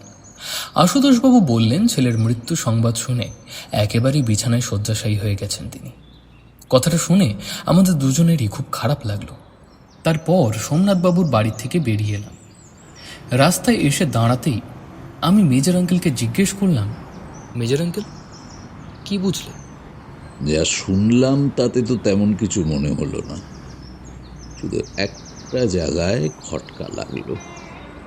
সেটা হলো, সোমনাথ বলেছিল খুব তাড়াতাড়ি বাড়ি তৈরি করবে, কিন্তু ওষুধের দোকানে কাজ করে এত টাকা এত তাড়াতাড়ি হাউ ইট ইজ পসিবল, কীভাবে পাওয়া সম্ভব সেটাই তো বুঝতে পারছি না। লোনের ব্যবস্থা করতে পারে কি? একবার সোমনাথের ব্যাংক অ্যাকাউন্ট চেক করতে হবে। চল, আর এখানে থেকে কোনো লাভ নেই, চল যাওয়া যাক। তাহলে এবার কোথায় যাবে? এবার সোমদাসের বাড়ি যাব, চল। এরপর একটা ক্যাব বুক করে সোমদাসের বাড়িতে এলাম। বাড়িতে তখন ওনার স্ত্রী ছিল। ওনার সাথে কথা বলে তেমন কিছু জানতে পারলাম না, সবকিছু স্বাভাবিক ছিল এটাই জানতে পারলাম। সোমদাসের বাড়ির থেকে বেরিয়ে রাস্তায় এসে দাঁড়ালাম। মেজর আঙ্কেলকে কিছু বলতে যাব, তখনই মেজর আঙ্কেল বলে উঠল, বুঝলি আয়ুষ, চল বাড়ি ফিরতে হবে, অনেকটা রাত হয়েছে, চল। মেজর আঙ্কেলের কথা শুনে আমি আর কিছুই বললাম না। একটা ট্যাক্সি ডেকে তাতে উঠে পড়লাম। গাড়িতেও মেজর আঙ্কেল কোনো কথা বলেন, চোখ বন্ধ করে গাড়ির সিটে মাথা এলিয়ে দিয়ে বসে রইল। তাই আমিও আর কোনো কথা বললাম না। বাড়ি ফিরে মেজর আঙ্কেল সোজা নিজের রুমে চলে যায়। আমি বেশ অবাক হলাম, মেজর আঙ্কেল তো এমনটা কোনোদিনও করে না। যদিও এটা আমার প্রথম কেস তার সাথে। এইভাবে সশরীরে উপস্থিত থেকে তদন্ত করি। এতদিন মেজর আঙ্কেলের কাছ থেকে কেসের ব্যাপারে শুনেছি, তবে বাস্তব তদন্ত কোনোদিনও সচক্ষে দেখিনি, তাই এটা আমার জন্য প্রথম। হয়তো তদন্ত করার সময় বেশি কথা বলতে নেই। হ্যাঁ, বেশ কিছু গোয়েন্দা উপন্যাসে তেমনই পড়েছি বটে। শার্লক হোমসও এমন সময় চুপ মেরে যেতেন এবং ঠান্ডা মাথায় একা একা ভাবতেন। কি জানি, হয়তো মেজর আঙ্কেলও সেটাই করছেন। তাই আমি আর বেশি কথা না ভেবে নিজের ঘরে চলে গেলাম। রাতে খাবার টেবিলে আমি লক্ষ্য করলাম মেজর আঙ্কেলকে খুব মনোযোগ দিয়ে খাবার খাচ্ছেন। মেজর আঙ্কেলের এই ব্যাপারটায় আমার বাড়ির লোকজনও খুব অবাক হয়। বাবা একবার জিজ্ঞেস করল, কি ব্যাপার, আজ খাবার টেবিল এত চুপচাপ? বাবার কথা শুনে মা বলে উঠল, না, আসলে দিগন্ত এসেছিল কিছু কেসের ব্যাপারে কথা বলতে। একটা কেসের তদন্তের ভার বিনোদের উপর দিয়েছে, আর তার জন্যই তো আজ বিকেলবেলায় জগাই মাথায় বেরিয়েছিল তদন্ত করতে। কথাটি শুনে আমি একটু রেগে গেলাম, কারণ আমাকে আর মেজর আঙ্কেলকে আমার বাড়ির লোক জগাই মাধাই বলে। আসলে সারাক্ষণ আমি আর মেজর আঙ্কেল সাথেই জুড়ে থাকি, তো তাই এমন নামকরণ। এই নামটা শুনলে শুধু আমি একা রেগে যাই না, মেজর আঙ্কেলও রেগে যায়। কিন্তু আজ মেজর আঙ্কেলের কি হয়েছে কে জানে, কোনো কথার কোনো উত্তর দিচ্ছে না। তারপর নিজের খাবার শেষ করে মেজর আঙ্কেল নিজের ঘরে চলে গেল। ব্যাপারটায় সবাই অবাক হলো। তখন আমিও আমার খাবার শেষ করে নিজের রুমে চলে এলাম। মেজর আঙ্কেলের কথা আর কেসের ব্যাপারে চিন্তা করতে করতে কখন যে ঘুমিয়ে পড়েছি বুঝতে পারিনি। সকালে মেজর আঙ্কেলের ডাকে ঘুম ভাঙল। তখন মেজর আঙ্কেল বলে উঠল, আরে আয়ুষ, তাড়াতাড়ি উঠে তৈরি হয়ে নে, ওঠ, বেরোতে হবে। এত সকালে কোথায় যাবে? পড়ে গেলে হতো না? ওঠ তো, ওঠ, তাড়াতাড়ি তৈরি হয়ে বাইরে আয়। ঘুমোচ্ছেন? তদন্ত করতে গেলে ঘুমকে বিসর্জন দিতে হয়, বুঝতে পারলে? যখন তখন বের হতে হয়, তাই তাড়াতাড়ি তৈরি হয়ে বেরিয়ে আয়। নে নে নে, আয়, আমি বাইরে অপেক্ষা করছি, আয়। কথাগুলো বলেই মেজর আঙ্কেল চলে গেল। মেজর আঙ্কেলের ধমকে আমার ঘুম ভেঙে গিয়েছিল। ঘড়ির দিকে তাকিয়ে দেখলাম ঘড়িতে তখন সকাল 7টা বাজে। তাহলে সকাল হয়ে গেছে। আসলে কাল রাতে মেজর আঙ্কেলের ব্যবহার আর কেসের কথা ভাবতে ভাবতে ঘুমই হয়নি। তারপর কখন যে ঘুমিয়ে পড়েছি জানি না। ওই জন্যই আজ ঘুম থেকে উঠতে দেরি হয়ে গেল। সে কথা বুঝতে পেরে তাড়াতাড়ি বিছানা ছেড়ে উঠে বাথরুমে গিয়ে ফ্রেশ হয়ে নিলাম। মিনিট 15-র মধ্যেই বাইরে বেরিয়ে এলাম। মা আমাদের সকালের জলখাবার খেয়ে যেতে বলেছিল, কিন্তু সময় নেই বলেই মেজর আঙ্কেল আমাকে নিয়ে বেরিয়ে পড়ল। সঙ্গে মেজর আঙ্কেল নিজের গাড়িটা নিল। এত সকালে ক্যাব না পাওয়াও যেতে পারে, তাই আঙ্কেল আর কোনো রিস্ক নিল না। গাড়িতে বসে আমি জিজ্ঞেস করলাম, কোথায় যাচ্ছি আমরা? সৌম্যক সেনের বাড়ি। আচ্ছা, উনি তো একজন ডাক্তার ছিলেন। ডাক্তার ছিলেন। তারপর আমাদের গাড়ি এসে দাঁড়ালো সৌম্যক সেনের বাড়ির সামনে। দরজায় কলিং বেলে চাপ দিতেই একজন কাজের লোক বেরিয়ে এলো। আমাদের দেখে বলে উঠল, কাকে চাই? আমরা সৌম্যক সেনের খুনের ব্যাপারে তদন্ত করতে এসেছি। সৌম্যক সেনের খুনের তদন্তের কথা শুনেই কাজের লোকটি আর কোনো কথা বলল না। আমাদের বাড়ির ভেতরে নিয়ে গিয়ে সোফায় বসতে বলল। তারপর ঘরের ভেতরে চলে গেল। কিছুক্ষণ পর একজন পুরুষ বেরিয়ে এলো আর এসেই বলে উঠল, নমস্কার, আমি সুকান্ত সেন। আমি সৌম্যক সেনের ছেলে। আপনারা কি পুলিশের লোক? না, আমরা পুলিশের লোক নই, তবে আপনার বাবার খুনের তদন্ত আমাদের ওপর দেওয়া হয়েছে। আচ্ছা, তবে আমি তো সব কথা পুলিশকে বলে দিয়েছিলাম, তাহলে আবার কেন? হ্যাঁ জানি, কিন্তু আমি আবার প্রথম থেকে তদন্ত শুরু করেছি তো, আর এই জন্যেই এসেছি। সবটা জানার দরকার আমাদের প্রথম থেকে। আচ্ছা বলুন, কি জানতে চান? আচ্ছা, উনি তো একজন ডাক্তার, তো যেদিন খুন হন উনি, সেদিন উনি বাইরে গিয়েছিলেন, তাই তো? হ্যাঁ। কোথায় গিয়েছিলেন সেটা জানেন? না, বাবা বলে যায়নি, শুধু সেদিন ফিরে আসবে সেটাই বলে গিয়েছিল, কিন্তু আর ফিরে আসেনি। ড্রাইভার বাড়ি ফিরে এসে বলে যে তার সাহেবকে খুঁজে পাচ্ছে না। তারপর থানায় কমপ্লেন করা হয়।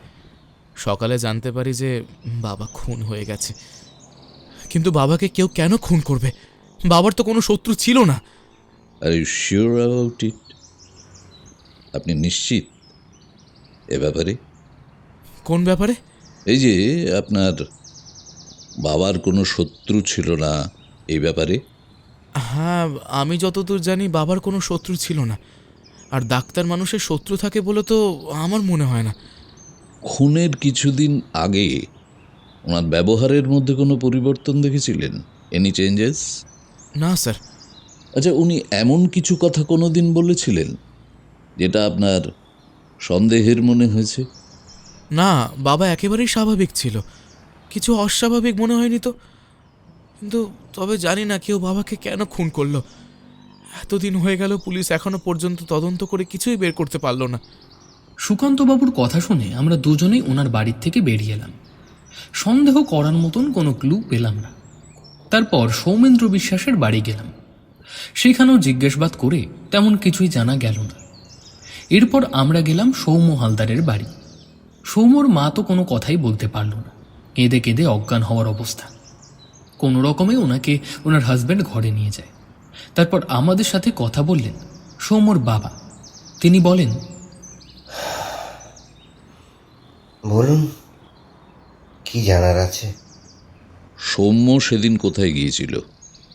ওর মায়ের কাছে শুনেছিলাম সৌম্য বন্ধুদের নিয়ে পার্টি করতে গিয়েছিল। ওর কোনো এক বন্ধুর জন্মদিনের পার্টি ছিল, সেখানে গিয়েছিল। কিন্তু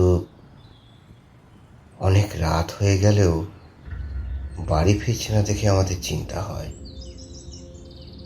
ফোন করে জানতে পারি ফোন সুইচ অফ। তারপর তো পুলিশে খবর দেওয়া হয়। পুলিশ খোঁজ খবর নিয়ে জানায় যে আমাদের ছেলেকে কেউ খুন করেছে। কিন্তু আমি এটা বুঝতে পারছি না যে সৌম্যকে কেউ কেন খুন করবে। এই 21 বছরের ছেলে এখন পড়াশোনা করছিল, ওর কার সাথে কি শত্রুতা থাকতে পারে? সেদিন আপনি কোথায় ছিলেন? আমি দোকানে ছিলাম। কিসের দোকান আপনার? মিষ্টির দোকান। বাগবাজারে আমার মিষ্টির দোকান আছে। আমি তো বাড়ি ফিরে জানতে পারি যে সৌম্য বন্ধুদের নিয়ে পার্টি করতে গেছে। তো সৌম্যর মধ্যে কোনো অস্বাভাবিক কিছু লক্ষ্য করেছিলেন? না, তবে আমি একদিন ওর কাছে একটা আইফোন দেখেছিলাম। জানি না কোথা থেকে পেল।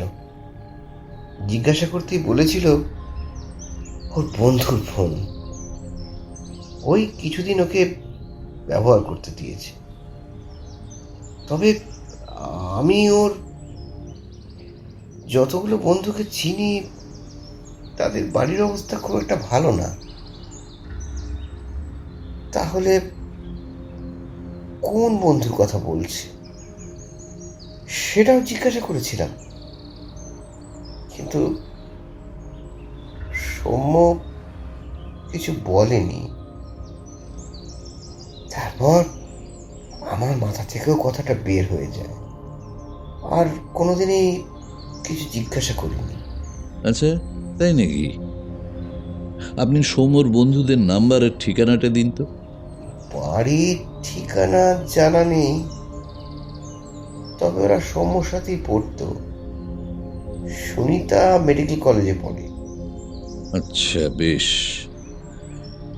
ওয়েল, আজ আমরা আসি, পরে আবার কোনো দরকার পড়লে আবার আসবো। নমস্কার। হ্যাঁ, অবশ্যই। এরপরে আমরা গেলাম সুনিতা মেডিকেল কলেজে। তখন বেলা 12টা। সেখানে গিয়ে প্রিন্সিপালকে সবকিছু বলতেই সৌম্যর বন্ধুদের অফিস রুমে ডাকা হলো। সেখানে সৌম্যর 4 জন বন্ধু আসে। তারাই সৌম্যর সাথে বেশি থাকতো, তাই মেজর আঙ্কেল ওদের জিজ্ঞেস করলো, ওয়েল, তোমাদের নাম কি? একে একে তারা সবাই নিজেদের নাম বলল। তাদের নাম হলো অর্ক মাইতি, জয় ভৌমিক, আকাশ দাস ও সুদীপ সরকার। মেজর আঙ্কেল এবার বলে উঠল, আচ্ছা, একটা কথা বলো তো, যে যেদিন সৌম্য খুন হয় সেদিন কার জন্মদিন ছিল? মেজর আঙ্কেলের কথা শুনে অর্ক বলে উঠল, সেদিন আমার জন্মদিন ছিল। তোমার? কোথায় হচ্ছিল সেই জন্মদিনের পার্টি? পার্টিটা ড্রাগন রেস্টুরেন্টে ছিল। তা সৌম্য কি তোমাদের সাথেই ছিল? আঙ্কেলের কথা শুনে এবার সুদীপ বলল, হ্যাঁ স্যার, সৌম্য আমাদের সাথেই ছিল। পার্টি শেষ হওয়ার পর আমরা যে যার বাড়ি ফিরে যাই। সকালে আমরা খবর পাই যে সৌম্যকে কাল রাতে কারা যেন খুন করে দিয়েছে। তার উপর তার বডিটা থানার সামনে থেকে উদ্ধার হয়েছে। খবরটা শুনেই তো আমাদের অবস্থা খুব খারাপ হয়ে গিয়েছিল। আমরা ভাবি, কাল যে ছেলেটা আমাদের সাথে ঘুরলো ফিরলো আর রাতেই খুন হয়ে গেল। কে বা কারা খুন করলো আর কেনই বা করলো, সেই ব্যাপারে আমরা কিছু জানিও না আর বুঝতেও পারছি না। সৌম্যর মধ্যে অস্বাভাবিক কিছু লক্ষ্য করেছিলে তোমরা? তখন জয় বলে উঠল, স্যার, অস্বাভাবিক কিনা জানি না, তবে কিছু মাস ধরেই দেখছি সৌম্যর কাছে বেশ অনেকগুলো করেই টাকা থাকতো। আমরা অবাক হয়েছিলাম, কিন্তু ও আমাদের কোনো কথাই বলেনি। আর তারপর অর্কর জন্মদিনের পার্টিটার তো সব ব্যবস্থা খরচ সৌম্যই করেছিল। আমরা জিজ্ঞাসা করেছিলাম, কিন্তু এবারেও কিছু বলেনি, তাই আমরা আর কিছু জিজ্ঞাসা করিনি। ওয়েল ওয়েল ওয়েল, আচ্ছা বেশ, তাহলে আজ আমরা আসি। তোমাদের ফোন নাম্বারগুলো আমাকে দাও। কিছু জানার থাকলে আমি ফোন করে নেব। তারপর একে একে সবাই তাদের ফোন নাম্বারগুলো দিয়ে দেয়। ফোন নাম্বার নিয়ে আমরা কলেজ থেকে বেরিয়ে এলাম। মেজর আঙ্কেলকে জিজ্ঞেস করলাম, কি বুঝলে? কি বুঝলাম?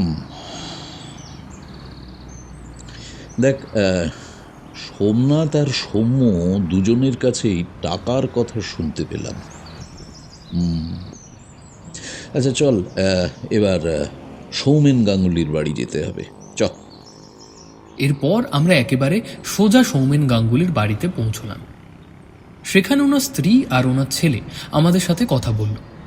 সৌমেন গাঙ্গুলির স্ত্রী রত্নাদেবী বলে উঠলেন, হ্যাঁ বলুন, কি বলবেন? দেখুন রত্নাদেবী, আমাদের কাছে যে রিপোর্ট আছে তাতে সৌমেনবাবু কাজের জন্য বাইরে গিয়েছিলেন, এটাই জানতে পেরেছি। কিন্তু কোথায় গিয়েছিলেন সেটা জানেন আপনি? না, তবে বলেছিল এনজিওর কাজে বাইরে যাচ্ছে, তাই আর কিছু জিজ্ঞাসা করিনি। যেদিন বাড়ি ফিরে আসার কথা ছিল সেদিনই তো। কথাটি বলতে পারলেন না, তার আগেই গলা ধরে এলো। তখন ওনার ছেলে সৃজন বলে উঠল, বাবা তো নিজের গাড়ি করেই বাড়ি ফিরছিল, কিন্তু মাঝপথে গাড়ি খারাপ হয়ে যাওয়ায় ড্রাইভারদা বাবাকে গাড়িতে একা রেখেই মেকানিক আনতে যায়। কিন্তু ফিরে এসে দেখে বাবা নেই গাড়িতে। প্রথমে ভেবেছিল বেশি দেরি হওয়ার কারণে বাবা বাড়ি চলে গেছে, কিন্তু বাড়ি ফিরে এসে দেখে বাবা ফেরেনি। তখন অনেকবার করে ফোন করা হয় বাবাকে, কিন্তু বাবার ফোন সুইচ অফ আসছিল। সবশেষে পুলিশকে খবর দেওয়া হয়, আর তার কিছুক্ষণ পরই পুলিশ খবর দেয় যে বাবার খুন হয়েছে। আমি তো বুঝতেই পারছি না যে বাবাকে কেউ কেন খুন করতে যাবে। আচ্ছা, সৌমেনবাবুর মধ্যে কোনো রকম অস্বাভাবিকতা লক্ষ্য করেছিলেন কি? না, বাবা একেবারে স্বাভাবিক ছিল, কোনো অসুবিধা ছিল না। সৌমেনবাবুর বাড়ি থেকে বেরিয়ে এলাম। মেজর আঙ্কেল চুপচাপ। কোনো কিছুই তো পেলাম না। এত লোকের সাথে কথা বলে কোনো ক্লু পেলাম না। আমি তো চিন্তায় ছিলাম, সাথে মেজর আঙ্কেলও। তাহলে এবার আমাদের পরের কাজ কি সেটাই বুঝতে পারছি না। আমি তাও একবার মেজর আঙ্কেলকে জিজ্ঞেস করলাম, আঙ্কেল, এবার কোথায় যাবে? আমার কথা শুনে মুহূর্তের মধ্যেই মেজর আঙ্কেল নিজেকে স্বাভাবিক করে বলে উঠল, কোথায় আবার যাব? দুপুর তো হয়েই গেছে। ওরে বাপরে বাপ, খিদেও পেয়েছে খুব। আর কোনো কথা নয়, চ খেতে হবে। পেট ভর্তি থাকলে মাথায় বুদ্ধি আসবে রে। চ। তাহলে তো বাড়ি যেতে হবে। নো ডিয়ার, আজ আর বাড়ি যাব না, বাইরে খাবো। চ, সামনে একটা রেস্টুরেন্টে গিয়ে খেয়ে নি। পেটে আমার ছুঁচো দৌড়চ্ছে। চল চল। তারপর আমরা একটা রেস্টুরেন্টে দুপুরের খাবার সেরে নিলাম। খাবার খেয়ে বেরিয়েছি, মেজর আঙ্কেলকে জিজ্ঞেস করলাম, এবার কি বাড়ি যাবে? নো। তাহলে কোথায় যাবে? থানায়। চল একবার থানায় যেতে হবে। মেজর আঙ্কেলের কথা মতন থানায় এসে হাজির হলাম। দিগন্তদা থানাতেই ছিল, তাই আমাদের বেশি অপেক্ষা করতে হয়নি। দিগন্তদা আমাদের দুজনকে নিয়ে নিজের কেবিনে নিয়ে গিয়ে বসল। আরে মেজর সাহেব যে, তা এই সময় থানায় কিছু ক্লু পেলেন? ক্লু তো একটা পেয়েছি, কিন্তু সঠিক কিনা এখনই শিওর না। আগে শিওর হই, তারপর বলবো। আচ্ছা, তার আগে কি নেবেন বলুন। না না, কিছু নেব না, কারণ একটু আগেই দুপুরের খাবার খেয়েছি। কিছু লাগবে না। আচ্ছা ঠিক আছে, তাহলে বলুন কি বলবেন। দেখো দিগন্ত, দুটো ব্যাপার আমাকে জানতে হবে ইমিডিয়েটলি। সেটার মধ্যে একটা হলো যাদের যাদের খুন হয়েছে তাদের কল হিস্ট্রি, এটা লাগবে আমার। আর তাদের ব্যাংক ডিটেলস, এটাও লাগবে। কল হিস্ট্রি আমরা চেক করেছিলাম, কিছুই পাইনি। কারোর সাথে কোনো রকম যোগাযোগ ছিল না। তবে ব্যাংক ডিটেলস কেন? আমার মনে হচ্ছে একবার ব্যাংক ডিটেলস চেক করে নেওয়া উচিত। আচ্ছা বেশ, আমাকে আজকের দিনটা দিন, আমি কাল আপনাকে সব ডিটেলস দিচ্ছি। বেশ, তাই হবে। তাহলে আজ উঠি, কাল মনে করে ব্যাংক ডিটেলসটা একটু পাঠিয়ে দিও, কেমন? আচ্ছা। এরপর আমরা বাড়িতে ফিরে এলাম। বাড়ি ফিরে এসে মেজর আঙ্কেল নিজের ঘরে চলে গেল। আমি প্রথমে ভেবেছিলাম মেজর আঙ্কেলকে কিছু জিজ্ঞেস করব না, কিন্তু মনের মধ্যে এত চাপ আর নিতে পারলাম না। তাই মেজর আঙ্কেলের ঘরের দরজায় গিয়ে টোকা দিলাম। মেজর আঙ্কেল বলে উঠল, ভেতরে আয়। আমি আর কোনো কথা না বলে ভেতরে গেলাম। আর তখনই বলে উঠলাম, তুমি বুঝলে কি করে যে আমি এসেছি? ওরে বাবা, আমি তোকে জন্ম থেকে দেখেছি। হ্যাঁ, তো সব কিছু আমার জানা। তাই তুই কখন কি ভাবিস সেটা আমার জানা। বল বল, কি বলতে চাস বল। আমি বলতে চাই মানে? আরে হ্যাঁ, কি বলতে চাস সেটা খুলে বলে ফেল বাবা। না মানে আমি জানতে চাই। আরে দূর বাবা, কি জানতে চাস সেটা বল না। তুমি কি ক্লু পেয়েছো? ক্লু? হ্যাঁ ক্লু। আমি জানি তুমি কিছু ক্লু তো নিশ্চয়ই পেয়েছো, আমি সেটাই জানতে চাই। আচ্ছা বেশ, তাহলে আমি দেখতে চাই কেসের ব্যাপারে তোর কি কি মনে আছে। মনে আছে মানে? মনে আছে মানে? আচ্ছা বেশ, আমি বলছি। আচ্ছা, তুই প্রথম থেকে যাদের যাদের খুন হয়েছে তাদের নাম আর তারা কি করতো আমাকে সেটা একটু বলতো। হ্যাঁ হ্যাঁ, কেমন মনে আছে তোর দেখি? তুই তো সব লিখেছিলি, তাই তো? হ্যাঁ লিখেছিলাম তো। দাঁড়াও, নোটপ্যাডটা বের করি। তারপর আমি নোটপ্যাডটা বের করে একে একে বলতে শুরু করলাম।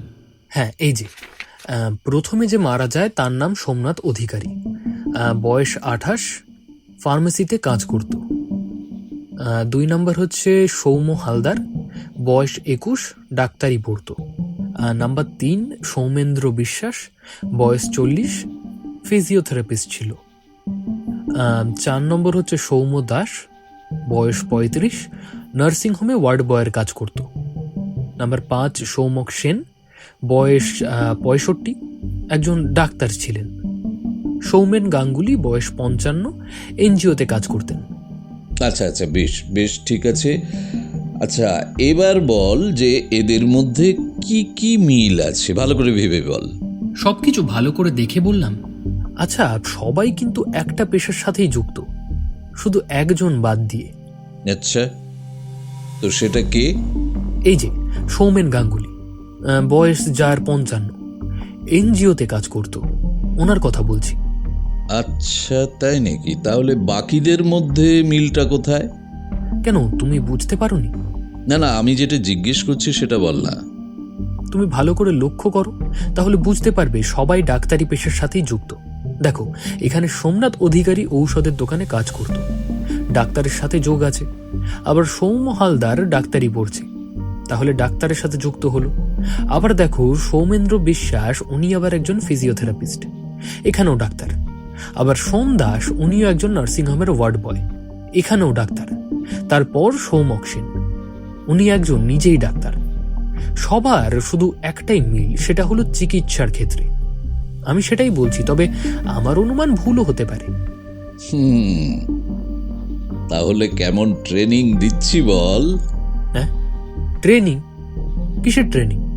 এই যে তোকে কেমন ট্রেনিংটা দিচ্ছি সেটা বল। তুমি আবার আমার সাথে মশকরা করছো। মশকরা? তোর সাথে মশকরা? হ্যাঁ, আমার তো তাই মনে হচ্ছে।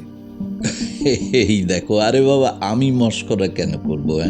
হ্যাঁ, তবে তোর বুদ্ধির প্রশংসা করছি, একদম সঠিক ধারণা করেছিস। বাট এই ধারণাটা কতদূর ঠিক হবে সেটাই এখন অপেক্ষার। হ্যাঁ, তবে আর একটা কথা আছে বুঝলি আয়ুষ, সেটা হলো প্রত্যেকের বাড়িতে এই বডি চিহ্নিত করার ব্যাপারটা কিন্তু সবারই এক, বুঝলি? ওই পুলিশ কিছু জিনিস দিয়েছে, তারই ভিত্তিতে বডি চিহ্নিত করা হয়েছে। যাকে চল চল, আর কোনো চিন্তা নয় এখন, মাথা থেকে সব ঝেড়ে ফেলে যা যা ঘুমোতে যা, ঘুমোতে যা যা। এরপর আমি আর কোনো কথা না বলে নিজের রুমে এসে শুয়ে পড়লাম। পরের দিন সকাল হতেই আমি আর মেজর আঙ্কেল জল খাবার খেয়েই বেরিয়ে পড়লাম আবার তদন্তের কাজে। আজ আমরা যাচ্ছি রেইনবো ইনস্টিটিউট। এটা হলো সেই এনজিও যেখানে সৌমেন গাঙ্গুলি কাজ করত। তবে কাল রাতে আমরা একটা আশ্চর্যজনক কথা জানতে পেরেছি, আর সেটা হলো এই এনজিওর ব্যাংক অ্যাকাউন্ট থেকে যারা যারা খুন হয়েছে তাদের ব্যাংক অ্যাকাউন্টে প্রতি মাসে একটা মোটা অঙ্কের টাকা আসতো। কিন্তু কেন? সৌমেনবাবু এনজিওতে কাজ করতো, তাই ওনার টাকা আসাটা স্বাভাবিক। কিন্তু বাকিদের ব্যাংক অ্যাকাউন্টে এই এনজিও থেকে কেন টাকা যেত সেটাই বুঝতে পারছি না। যাদের ব্যাংক অ্যাকাউন্টে টাকা গেছে তারা একে অপরকে তাহলে কি চিনত? আর যদি তাই হবে, তাহলে ওদের কল লিস্টে কারো নাম্বার পেলাম না কেন? নাকি অন্য ফোন ছিল? কিন্তু সবার বাড়ির লোকেদের কাছে খবর নিয়েছি, কেউ তো দ্বিতীয় কোনো ফোন ব্যবহার করতো বলে জানতে পারেনি। তাহলে ব্যাপারটা কি? কাল রাতেই দিগন্তদা ফোন করে এই খবরটা দিয়েছে আমাদের। খবরটায় দিগন্তদা নিজেও খুব অবাক হয়েছে। তাই এখন আমি আর মেজর আঙ্কেল বেরিয়ে পড়েছি সেই এনজিওতে যাওয়ার জন্য। এখন শুধু একটাই প্রশ্ন, এনজিওর ব্যাংক অ্যাকাউন্ট থেকে খুন হওয়া ব্যক্তিদের অ্যাকাউন্টে কোন কাজের জন্য এত পরিমাণ টাকা যেত? গাড়িতে বসে দেখলাম মেজর আঙ্কেল বেশ মনোযোগ দিয়ে সেই কখন থেকে নিজের ফোন নিয়ে কি সব দেখে যাচ্ছে। তাই আমি আর কোনো কথা বললাম না। গাড়ি এসে দাঁড়ালো এনজিওর গেটের সামনে। মেজর আঙ্কেল নিজের আইডি কার্ড দেখানোর সাথে সাথেই এনজিও সিকিউরিটি গার্ড রাস্তা ছেড়ে দিল। আমরা গিয়ে হাজির হলাম এনজিওর ভেতরে। এদিক ওদিক ঘুরে দেখছি, কাউকে তেমন চোখে পড়ল না। সামনে একটা অফিস রুম দেখতে পেলাম, তাই ওইদিকেই পা বাড়াতে একজন বছর 5 একটা বাচ্চা মেয়ে এসে আমার পা জড়িয়ে ধরল। ঘটনাটায় আমি বেশ অবাক হলাম, কিন্তু আমি বিরক্ত হলাম না। আমি বাচ্চাটাকে কোলে তুলে নিলাম, তার গায়ে হাত দিয়ে জিজ্ঞেস করলাম, কে তুমি? তোমার নাম কি? আমার প্রশ্ন শুনে দেখলাম সে কোনো কথা বলছে না, তাই আমি আরেকবার জিজ্ঞেস করলাম তার নাম, কিন্তু তখনও সে কিছু বলল না, শুধু হাত দিয়ে ইশারা করলো কিছু একটা। প্রথমে আমি আর মেজর আঙ্কেল কিছুই বুঝতে পারছিলাম না। পরে অবশ্য যখন বুঝতে পারলাম, তখন আমি আর মেজর আঙ্কেল সামনের দিকে এগিয়ে গেলাম। বাচ্চা মেয়েটি আমাকে একটা বোর্ডের কাছে নিয়ে গেল। সেখানে তাকিয়ে দেখলাম এই এনজিওতে যারা যারা কাজ করে তাদের নাম। সেখানে একটা নামের তলায় হাত রেখে বাচ্চাটি আবার ইশারা করতে শুরু করলো, কিন্তু মেয়েটি কি বলছে সেটাই বুঝতে পারছি না। আর তখনই পেছন থেকে একজন বলে উঠল, ও ডাক্তার দিদিমণির কথা জিজ্ঞেস করছে। পিছন থেকে শব্দ পেয়ে পেছনে ফিরে তাকালাম। দেখলাম একজন 14-15 বছরের ছেলে আমাদের পিছনে এসে দাঁড়িয়ে আছে। তাকেই জিজ্ঞেস করলাম, কি বললে তুমি? ডাক্তার দিদিমণি? সে কে? আর তুমি কে? বাচ্চা মেয়েটি কি বলছে? আমরা তো কিছুই বুঝতে পারছি না। আমার নাম মধু, আমি এখানেই থাকি। আর এখানে আমার মতো অনেকেই থাকে। ঋতুও এখানেই থাকে। ঋতু? ঋতুকে? ওর নাম ঋতু, ও কথা বলতে পারে না। কথাটা শুনে আমার খুব খারাপ লাগলো। কি মিষ্টি দেখতে মেয়েটা, আর সে কথা বলতে পারে না। আমি মনে মনে বললাম, ভগবানের একই বিচার। এই বাচ্চা মেয়েটির কি দোষ ছিল যার জন্য এমন শাস্তি পাচ্ছে? এখন তোর কথা বলার সময়, নিজের মুখ দিয়ে মিষ্টি মিষ্টি কথা বলবে। সত্যি, লোকে ঠিকই বলে, ভগবান সবাইকে সমান চোখে দেখে না। যাকে সোনার থালায় ভাত খাওয়ার সুযোগ করে দিয়েছে তার ঘি ভাতের অভাব রাখেনি, আর যাকে মাটির থালায় খাওয়ার সুযোগ দিয়েছে তাকে হয়তো সারাদিনের শেষে খাবারই দেয়নি। এই জন্যই বলে, তেলা মাথায় তেল পড়ে। ভগবান তাকেই দেয় যার আছে ভুড়ি ভুড়ি। আমি তখন বললাম, ও কি জিজ্ঞেস করছে? আমি খেয়াল করলাম মধু এদিক ওদিকে তাকিয়ে বলল, ও ডাক্তার দিদিমণির কথা জিজ্ঞেস করছে। আজ অনেক দিন হলো ডাক্তার দিদিমণি আসেনি, আর ওই জন্যই ঋতু ডাক্তার দিদিমণির কথা জিজ্ঞেস করছে। ডাক্তার দিদিমণি ঋতুকে খুব ভালোবাসে, আমাদেরও খুব ভালোবাসে, কিন্তু ঋতু একটু বেশি ডাক্তার দিদিমণিকে ভালোবাসে। আজ অনেক দিন ডাক্তার দিদিমণি আসেনি তো, তাই যেই আসে তাকে ঋতু ডাক্তার দিদিমণির কথা জিজ্ঞাসা করে। আচ্ছা, এই ডাক্তার দিদিমণিকে? আমাদের এখানে তো অনেক বাচ্চা থাকে, তাদের কিছু হলে ডাক্তার দিদিমণি তাদের চিকিৎসা করে। কি নাম? নিবেদিতা সান্যাল। কতদিন উনি আসছেন না? আজ অনেক দিন হলো। কেন আসেনি সেটা জানো? কি ব্যাপার, আপনারা কারা? আমি খেয়াল করলাম মধু ওই ব্যক্তিকে দেখে একটু ভয় পেল, তাই আর কোনো কথা না বলে ভেতরে চলে গেল। মেজর আঙ্কেল আর আমার ব্যাপারটা একটু কেমন লাগলো, কিন্তু তাও আমরা কিছু বললাম না। তখন মেজর আঙ্কেল বলে উঠল, নমস্কার, আমার নাম বিনোদ ঘোষাল। আমি একজন retired army officer. Soumen Ganguly খুন হয়েছে সে কথা আপনারা জানেন নিশ্চয়ই। ওনার খুনের তদন্ত করতে আমরা এখানে এসেছি। আপনি কি? মেজর আঙ্কেলের কথা শুনে সেই ব্যক্তি বলে উঠল, ও, আমি হলাম এই এনজিওর কেয়ারটেকার। আমার নাম দীপঙ্কর তালুকদার। ও আচ্ছা, তো সৌমেনবাবুর খুনের ব্যাপারে কিছু কথা ছিল। কিন্তু আমি তো সেই ব্যাপারে কিছু বলতে পারবো না, তার কারণ সৌমেনবাবুর মৃত্যুর পর আমি এখানে জয়েন করেছি। আসলে আমার আগে এই কাজ সৌমেনবাবুই করতেন, তাই যদি কিছু জানতে হয় এনজিও সেক্রেটারিকে জিজ্ঞেস করতে পারেন। বেশ, তো ওনাকে কোথায় পাওয়া যাবে? কোথায় আছেন উনি? উনি অফিস রুমে আছেন, আপনারা চলুন, আমি নিয়ে যাচ্ছি। এই বলে দীপঙ্কর বাবু আমাদের অফিস রুমের দিকে নিয়ে যেতে গেলে মেজর আঙ্কেল একটা জায়গায় দাঁড়িয়ে পড়ে।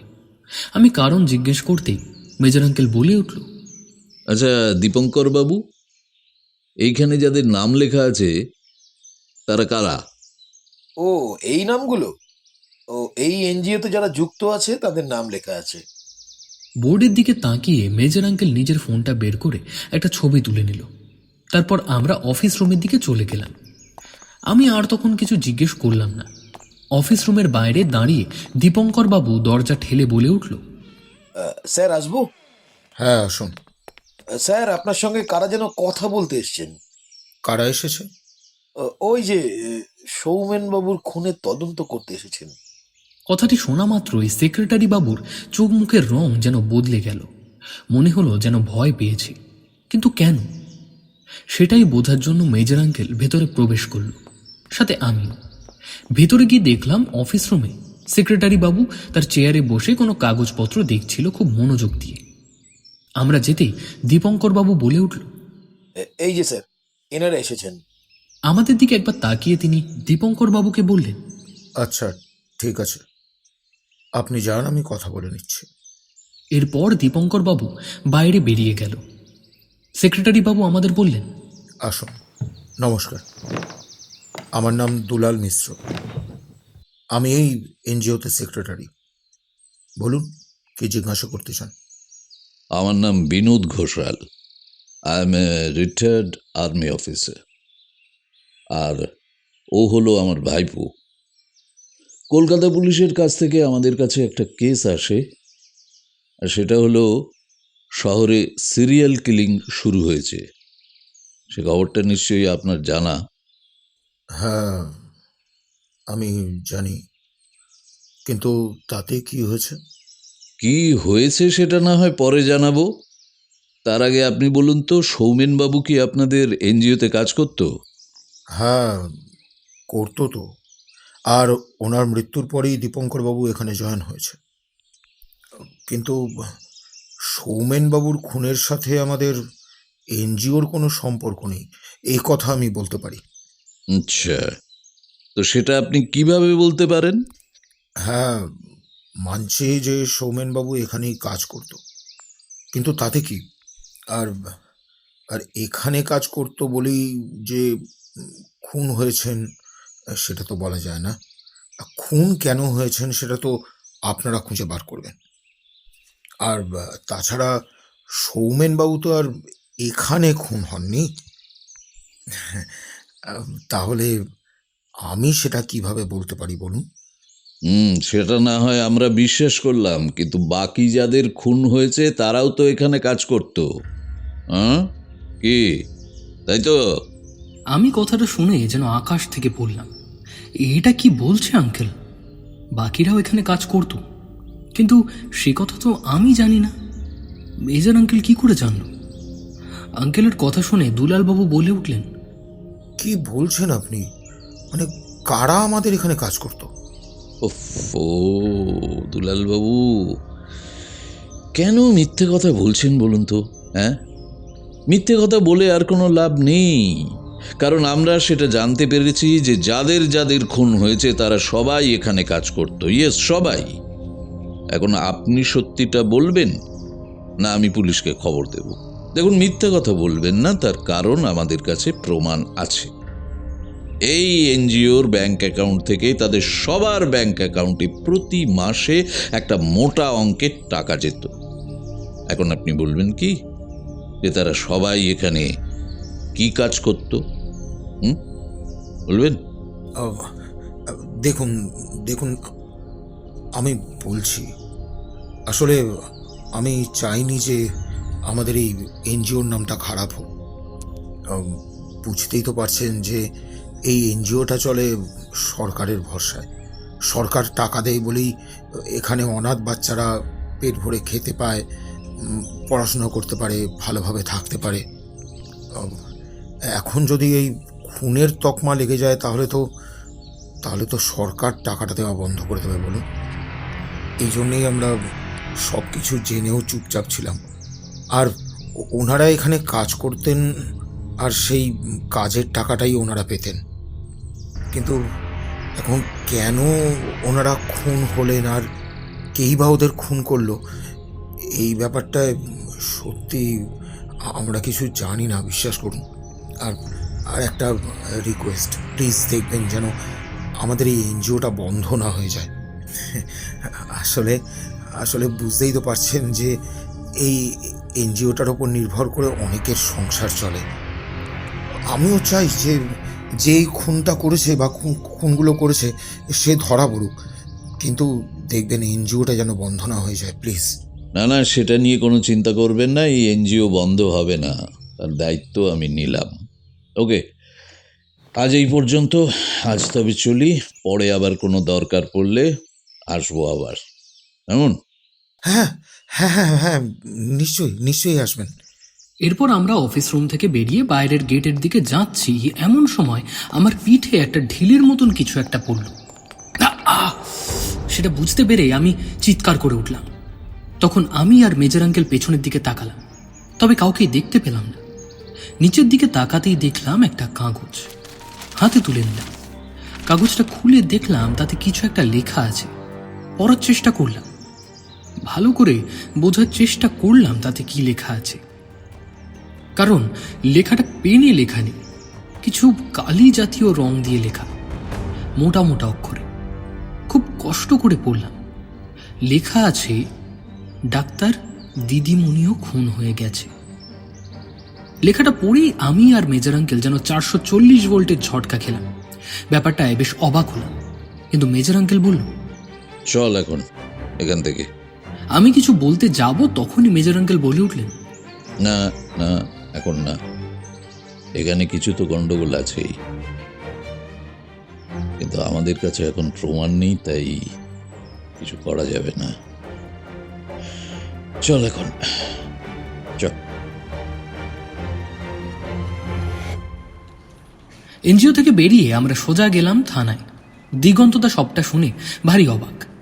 পুলিশ ফোর্স নিয়ে এখনই এনজিওতে যাবে বলল, কিন্তু আঙ্কেল মানা করল, কারণ এনজিওর বিরুদ্ধে আমাদের কাছে কোনো প্রমাণ নেই, তাই প্রমাণ জোগাড় করতে হবে।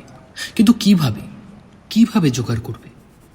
মেজর আঙ্কেল বলল, দিগন্ত, আমরা এখন বাড়ি যাচ্ছি, পরবর্তী পদক্ষেপ কি নেওয়া উচিত সেটা আমি তোমায় ফোন করে পরে বলে দেব। এই বলে আমরা থানা থেকে বেরিয়ে এলাম। মেজর আঙ্কেলের ব্যবহার আমার যেন কেমন একটা লাগলো, কিন্তু আমি কিছুই কথা বললাম না। গাড়িতে বসে মেজর আঙ্কেল আবার ফোনে কিসব করতে লাগলো। তখন আমি আর চুপ করে বসে থাকতে না পেরে বলে উঠলাম, কোথায় যাচ্ছি আমরা মেজর আঙ্কেল? আমার কথা শুনে মেজর আঙ্কেল নিজের হাতের ইশারায় চুপ করতে বলল। আমি তাও তখন কিছুই বুঝতে পারলাম না, তাই নিজের ফোন থেকে আমার ফোনে মেসেজ করলো। হাতের ইশারায় বোঝানোর চেষ্টা করলো যে মুখে কোনো কথা না বলে চুপচাপ মেসেজটা পড়তে। আমি মেসেজ দেখে আবার যেন ঝটকা খেলাম। মেজর আঙ্কেল লিখেছে, আমাদের কথা কেউ শুনছে, তোর জামায় চিপ লাগানো আছে, যার সাহায্যে আমরা কে কি কথা বলছি সেই সবই কেউ ঠান্ডা ঘরে বসে শুনছে, তাই মুখে কোনো কথা নয়, যা বলবি ফোনে মেসেজ কর। মেসেজটা পড়ে এবার আমার রীতিমতন ভয় লাগছে, কিন্তু আমার জামায় কখন কে কিভাবে চিপ লাগালো সেটা আবার মেসেজ করে মেজর আঙ্কেলের কাছে জানতে চাইলাম। কিন্তু আমার জামায় কিভাবে চিপ লাগালো? তোর জামায় যে ঢিলটা ছোড়া হয়েছিল তাতেই চিপটা লাগানো ছিল, আর সেটা এখন তোর জামায় লেগে আছে, তাই কোনো কথা নয়। এখন আমরা কোথায় যাচ্ছি? যে আমাদের এই খবরটা দিল তার সাথেই দেখা করতে যাচ্ছি। আমি এবার আর কিছু জিজ্ঞেস করতে চাইলাম না। গাড়ি এসে দাঁড়ালো একটা পুরো বাড়ির সামনে। তার চারপাশে অন্ধকার নেমে এসেছে, তাই ঠিক করে কিছু বোঝা যাচ্ছে না। ট্যাক্সি থেকে নেবে মেজর আঙ্কেল ভাড়াটা মিটিয়ে দিল। তারপর আমরা সামনের দিকে এগোলাম। আমি মোবাইলটা বার করে ফ্ল্যাশ লাইট অন করে আঙ্কেলের পেছন পেছন যেতে শুরু করলাম। বেশ কিছুটা দূর যাওয়ার পর মেজর আঙ্কেল দাঁড়িয়ে পড়ল, আর আমিও দাঁড়িয়ে পড়লাম। আমি আঙ্কেলকে ইশারায় জিজ্ঞেস করলাম, এখানে দাঁড়িয়ে পড়ল কেন? তার উত্তরে মেজর আঙ্কেল ইশারায় বলল, এখানে আমাদের দাঁড়াতে বলেছে, তাই আমরা এখানে দাঁড়িয়ে আছি। বেশ কিছুক্ষণ দাঁড়িয়ে থাকার পর সামনের দিক থেকে একজন ব্যক্তির হেঁটে আসার শব্দ শুনতে পেলাম। আমি মোবাইলের টর্চটা সামনের দিকে ফেলে দেখবার চেষ্টা করলাম কে সেই ব্যক্তি, আর তখনই আমি দেখতে পেলাম দীপঙ্কর বাবুকে। দীপঙ্কর বাবুকে দেখে আমরা দুজনেই খুব অবাক হলাম। মনে মনে ভাবলাম, তাহলে দীপঙ্কর বাবুই কি আমাদের এখানে ডেকেছেন? কিন্তু কেন? উনি কি আমাদের সত্যি কিছু কথা বলতে চান, না এটা মস্ত বড় একটা ফাঁদ, যেটা আমরা বুঝতে পারছি না? তার উপর মেজর আঙ্কেল কাউকে কিছু বলে আসেনি। এখানে যদি আমাদের কিছু বিপদ হয় কেউ টেরও পর্যন্ত পাবে না। তাহলে এখন করণীয় কি? চারিদিকে চোখ কান খোলা রাখতে হবে মনে হচ্ছে। আর তখনই মেজর আঙ্কেল জিজ্ঞেস করল, কি হলো দীপঙ্কর বাবু, বলুন কি বলতে চান? মেজর আঙ্কেল আবার কিছু বলতে চাইলে দীপঙ্কর বাবু আবার ইশারায় চুপ করতে বললেন। তার কারণ এখনো আমার জামায় লাগানো চিপ, তাই আবার নিজের হাতের ইশারায় চুপ থাকতে বললেন। নিজের ফোনটা বের করে উনি টাইপ করতে লাগলেন কিছু কথা। মেসেজ টাইপ করে আমাদের দিকে উনি ওনার ফোনটা বাড়িয়ে দিলেন। আমি ফোনটা হাতে নিলাম। ফোনে লেখা আছে, মনে মনে মেসেজটা পড়বেন, কিছু প্রশ্ন থাকলে মেসেজ করেই জিজ্ঞেস করবেন। মেসেজটা মনে মনে পড়ে মেজর আঙ্কেলের দিকে ফোনটা বাড়িয়ে দিলাম। মেজর আঙ্কেল মেসেজটা পড়ে চুপ করেই রইল। তখন মেজর আঙ্কেল মেসেজ লিখল, মেসেজটা লিখে মেজর আঙ্কেল দীপঙ্কর বাবুর দিকে ফোনটা বাড়িয়ে দিল। মেসেজ পড়ে দীপঙ্কর বাবু লিখলেন, আমি আপনার খারাপ চাই না, আমি ভালোই চাই, আর এই জন্যই আপনাকে এখানে ডেকেছি। হ্যাঁ, আমি ওখানে আপনাকে সব কথা বলতে পারতাম, কিন্তু বলিনি, কারণ আমার নিজেরও প্রাণের ভয় আছে। এই জন্যই আমি সেখানে কিছু বলিনি। আর এই সব খুনের পেছনে আসলে একটা কারণ আছে, যে সম্বন্ধে আপনারা এখনো পর্যন্ত কিছুই জানেন না, আর আমি সেটা বলতেই এখানে এসেছি। এই সবের পিছনে আলাদা একজনের মাথা আছে, যার জন্য এত খুন হচ্ছে। বিশ্বাস করুন, আমি এসব কিছুই জানতাম না। সৌমেনবাবুর খুনের পর আমি যখন এই এনজিওতে কাজ করতে আসি, তখন একদিন আমি দুলালবাবুর সব কথা শুনে ফেলেছিলাম। উনি ফোনে কাউকে এইসব খুনের ব্যাপারে বলছিলেন, আর সেদিন থেকেই আমি সব জানি। কিন্তু ভয়ের জন্য আমি পুলিশকে কিছু জানাতে পারিনি, কারণ আমি জানি কথাগুলো যদি আমি পুলিশকে জানাই তাহলে ওরা আমাকে মেরে ফেলবে। আর ওরা ডাক্তার নিবেদিতাকেও মেরে ফেলেছে, তারপর তার রক্তাক্ত শরীরটা ওরা। বাকি কথা লিখতে পারলেন না, তার আগেই একটা গুলি এসে লাগলো দীপঙ্কর বাবুর মাথায়। জানি না এই অন্ধকারের মধ্যে কোন দিক থেকে গুলিটা এসে লাগলো। ঘটনা এত তাড়াতাড়ি হয়ে গেল যে মেজর আঙ্কেল আর আমি দুজনেই কিছু বুঝতে পারলাম না। মেজর আঙ্কেল চারিদিকে তাকিয়ে একটা লোককে দেখতে পেল, আর সেই দিকে ছুটে গেল। দীপঙ্কর বাবু আমার সামনে মাটিতে লুটিয়ে পড়ার আগেই আমি তাকে ধরে নিই, আর তখন দীপঙ্কর বাবু একটা কাগজ আমার হাতে ধরিয়ে দিয়ে শেষ নিঃশ্বাস ত্যাগ করল। মেজর আঙ্কেল ফিরে এসে দেখল দীপঙ্কর বাবু মারা গেছেন। আর এত সামনে থেকে খুন হওয়া দেখে আমি পুরোই শকড হয়ে গেছি। মেজর আঙ্কেল আমার গায়ে হাত দিয়ে বলে উঠল,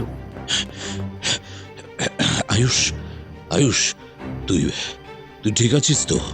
হ্যাঁ, তুই ঠিক আছিস তো? হ্যাঁ মেজর আঙ্কেল, আমি ঠিক আছি, কিন্তু এটা কি হলো? কেন হলো? কে ছিল সে? কিছু দেখতে পেলে? না না, চিনতে পারিনি। অন্ধকারের মধ্যে কোথায় যে মিলিয়ে গেল সেটাই বুঝতে পারলাম না। তো আর ইউ অলরাইট? হ্যাঁ, কোথাও কোথাও আঘাত লাগেনি তো তোর? হ্যাঁ না, আমার কিছু হয়নি, আমার আঘাত লাগেনি। তবে একটা জলজ্যান্ত মানুষ আমাদের চোখের সামনে এইভাবে মারা গেল, এটা আমি কিছুতেই মেনে নিতে পারছি না। উফ, আমার তো মনে হচ্ছে এসবের পিছনে বড় কারোর হাত আছে, না হলে এত সাহস কারোর হতো না। উফ, এবার একটু আমার ভয় লাগছে আঙ্কেল। আরে দূর, ভয় পেলে কাজ করবি কি করে? কোনো ভয় নেই। তাহলে আয়ুষ, বুঝতে পারছিস তো কিভাবে আমরা শত্রুপক্ষের বিরুদ্ধে লড়াই করতাম ফ্রন্টে? পরিবার পরিজন বলে কেউ থাকে না আমাদের, কোনো পিছু টান থাকতে নেই। দাঁড়া, দিগন্তকে একটা ফোন করি। এরপর মেজর আঙ্কেল দিগন্তদাকে ফোন করল। মিনিট 20 মধ্যে দিগন্তদা পুলিশ ফোর্স নিয়ে হাজির হলো সেই জায়গায়।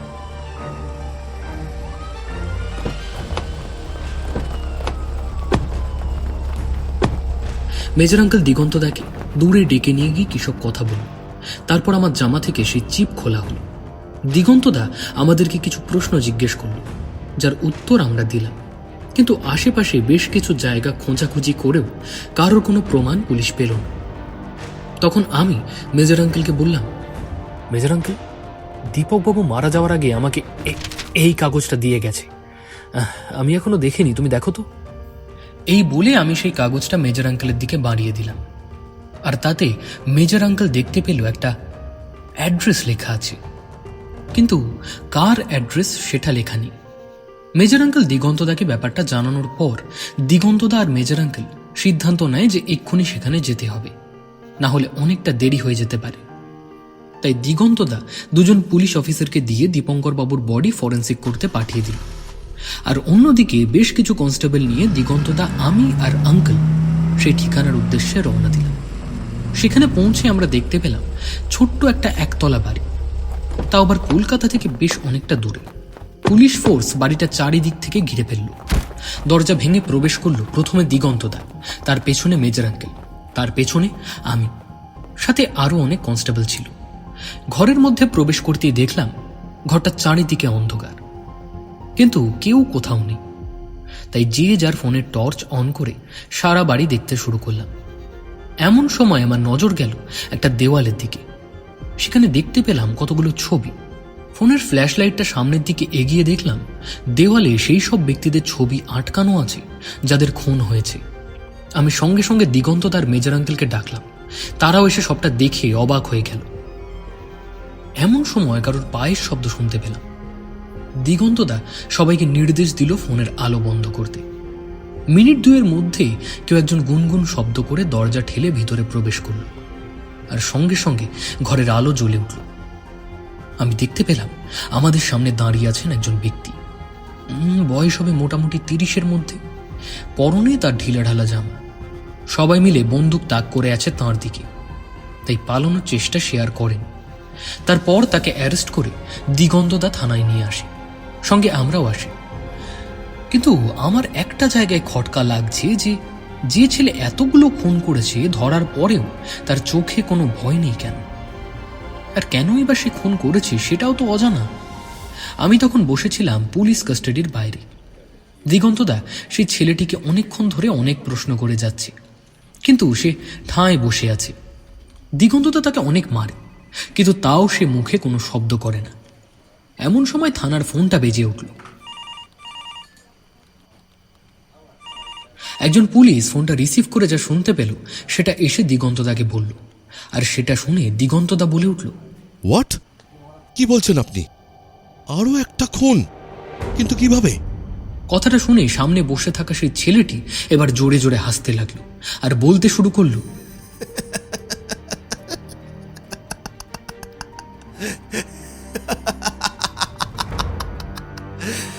সবাই মরবে, সবাই মরবে। যারা যারা যারা যারা এই পাপ কাজ করেছে তারা সবাই মরবে, সবাই মরবে। আজ সোমবার, আর এই সোমবারেই ওরা আমার নিবেদিতাকে খুন করেছিল। আমার নিবেদিতাকে যারা খুন করেছিল তারা সবাই মরবে, সবাই মরবে। কি কি দোষ করেছিল নিবেদিতা? ওই বাচ্চাগুলোকে তো বাঁচাতে চেয়েছিল। কেউ জানে না ওই রেনবো ইনস্টিটিউট এনজিওর আড়ালে কি কি পাপ কাজ হয়। ওখানে ছোট ছোট বাচ্চাদেরকে রেখে সমাজের কল্যাণ করছে ওরা, সমাজের কল্যাণ। লজ্জা হওয়া উচিত আমাদের, লজ্জা। আমরা কোন পৃথিবীতে বাস করছি? এটা পৃথিবী না, এটা একটা নরক। এটা একটা। আর এই নরকে আমরা বাস করছি। ছোট ছোট বাচ্চাদের শরীরের অঙ্গ প্রত্যঙ্গ নিয়ে ব্যবসা করা হয় না? আপনারা তো এত পড়াশোনা করেছেন, এত ক্ষমতা আপনাদের, এইটুকু একটা খবর আপনারা বের করতে পারেননি? আপনারা জানেন না শহরের এমন অনেক এনজিও আছে যাদের পাপের কুকীর্তির কথা আপনারাও জানেন, কিন্তু আপনারা তো কোনো স্টেপ নেননি। কারণ তাদের তো একটা মোটা অঙ্কের টাকা আপনাদের পকেটে আসে, তাই না? ওই রেনবো ইনস্টিটিউট এনজিওতেই তো বাচ্চাদের ওই জন্যই এনে রাখা হয়, যাতে করে কোনো বড় লোক বাবার সন্তানের কিডনি খারাপ হয়ে যাক, কি লিভার খারাপ হয়ে যাক, কিংবা হার্ট ট্রান্সফার হয়ে যাক, এইসব অনাথ বাচ্চাদের দেহ থেকেই তো করা হয়। নিবেদিতা তো শুধু এইসবের বিরুদ্ধে প্রতিবাদ করেছিল, এই ব্যাপারে বলেছিল সবাইকে জানিয়ে দেবে, বাঁচাতে চেয়েছিল বাচ্চাগুলোকে। আর তার জন্যই তো তাকে মরতে হয়েছে, তাই না? তাই তারা সবাই মরবে, সবাই মরবে। বুঝতে পেরেছেন আপনারা? আপনারা কেউ কিচ্ছু করতে পারবেন না, কিচ্ছু করতে পারবেন না। মরবে, সব মরবে, আরো মরবে, সবাই মরবে। যারা এই অন্যায় করেছে তারা সবাই মরবে। মেজর আঙ্কেল আর আমি সেই কাস্টাডির ভেতরে প্রবেশ করলাম, আর তখনই দেখলাম সেই ছেলেটি আমাদের দিকে তাকিয়ে মিটি মিটি হাসছে। সেই হাসি দেখে আমার সত্যিই খুব ভয় হলো। মনের ভেতরে এক অজানা ভয় এসে বাসা বাঁধল। দেখলাম মুহূর্তের মধ্যেই ছেলেটি নিজের গলায় কিছু একটা বসিয়ে দিল আর তখনই আমি চিৎকার করে তার দিকে এগিয়ে গেলাম, কিন্তু ততক্ষণে সব শেষ। ছেলেটির গলা থেকে গল গল করে রক্ত গড়িয়ে পড়ল, তবে তার চোখে ছিল তৃপ্তির হাসি। আমি আমার হাত দিয়ে তার গলায় রুমাল চেপে ধরলাম, কিন্তু শেষ রক্ষা হলো না। শুধু শেষ কথাটা শুনতে পেলাম,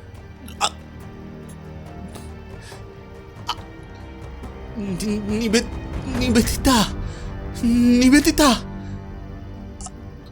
আমি আসছি তোমার কাছে, আমি আসছি। আমি আমার হাতের দিকে তাকিয়ে রইলাম। লাল রক্তে আমার 2 হাত রাঙা।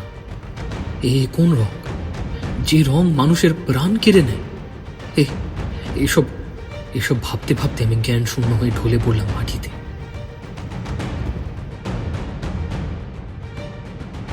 কে করছে আসল সিরিয়াল কিলিংগুলো? এতক্ষণ ধরে যাকে আমরা সিরিয়াল কিলার বলে ভাবছিলাম, আসলে সে তো সিরিয়াল কিলার নয়। সে এখনো মুক্ত হয়ে ঘুরে বেড়াচ্ছে আমাদেরই মাঝখানে।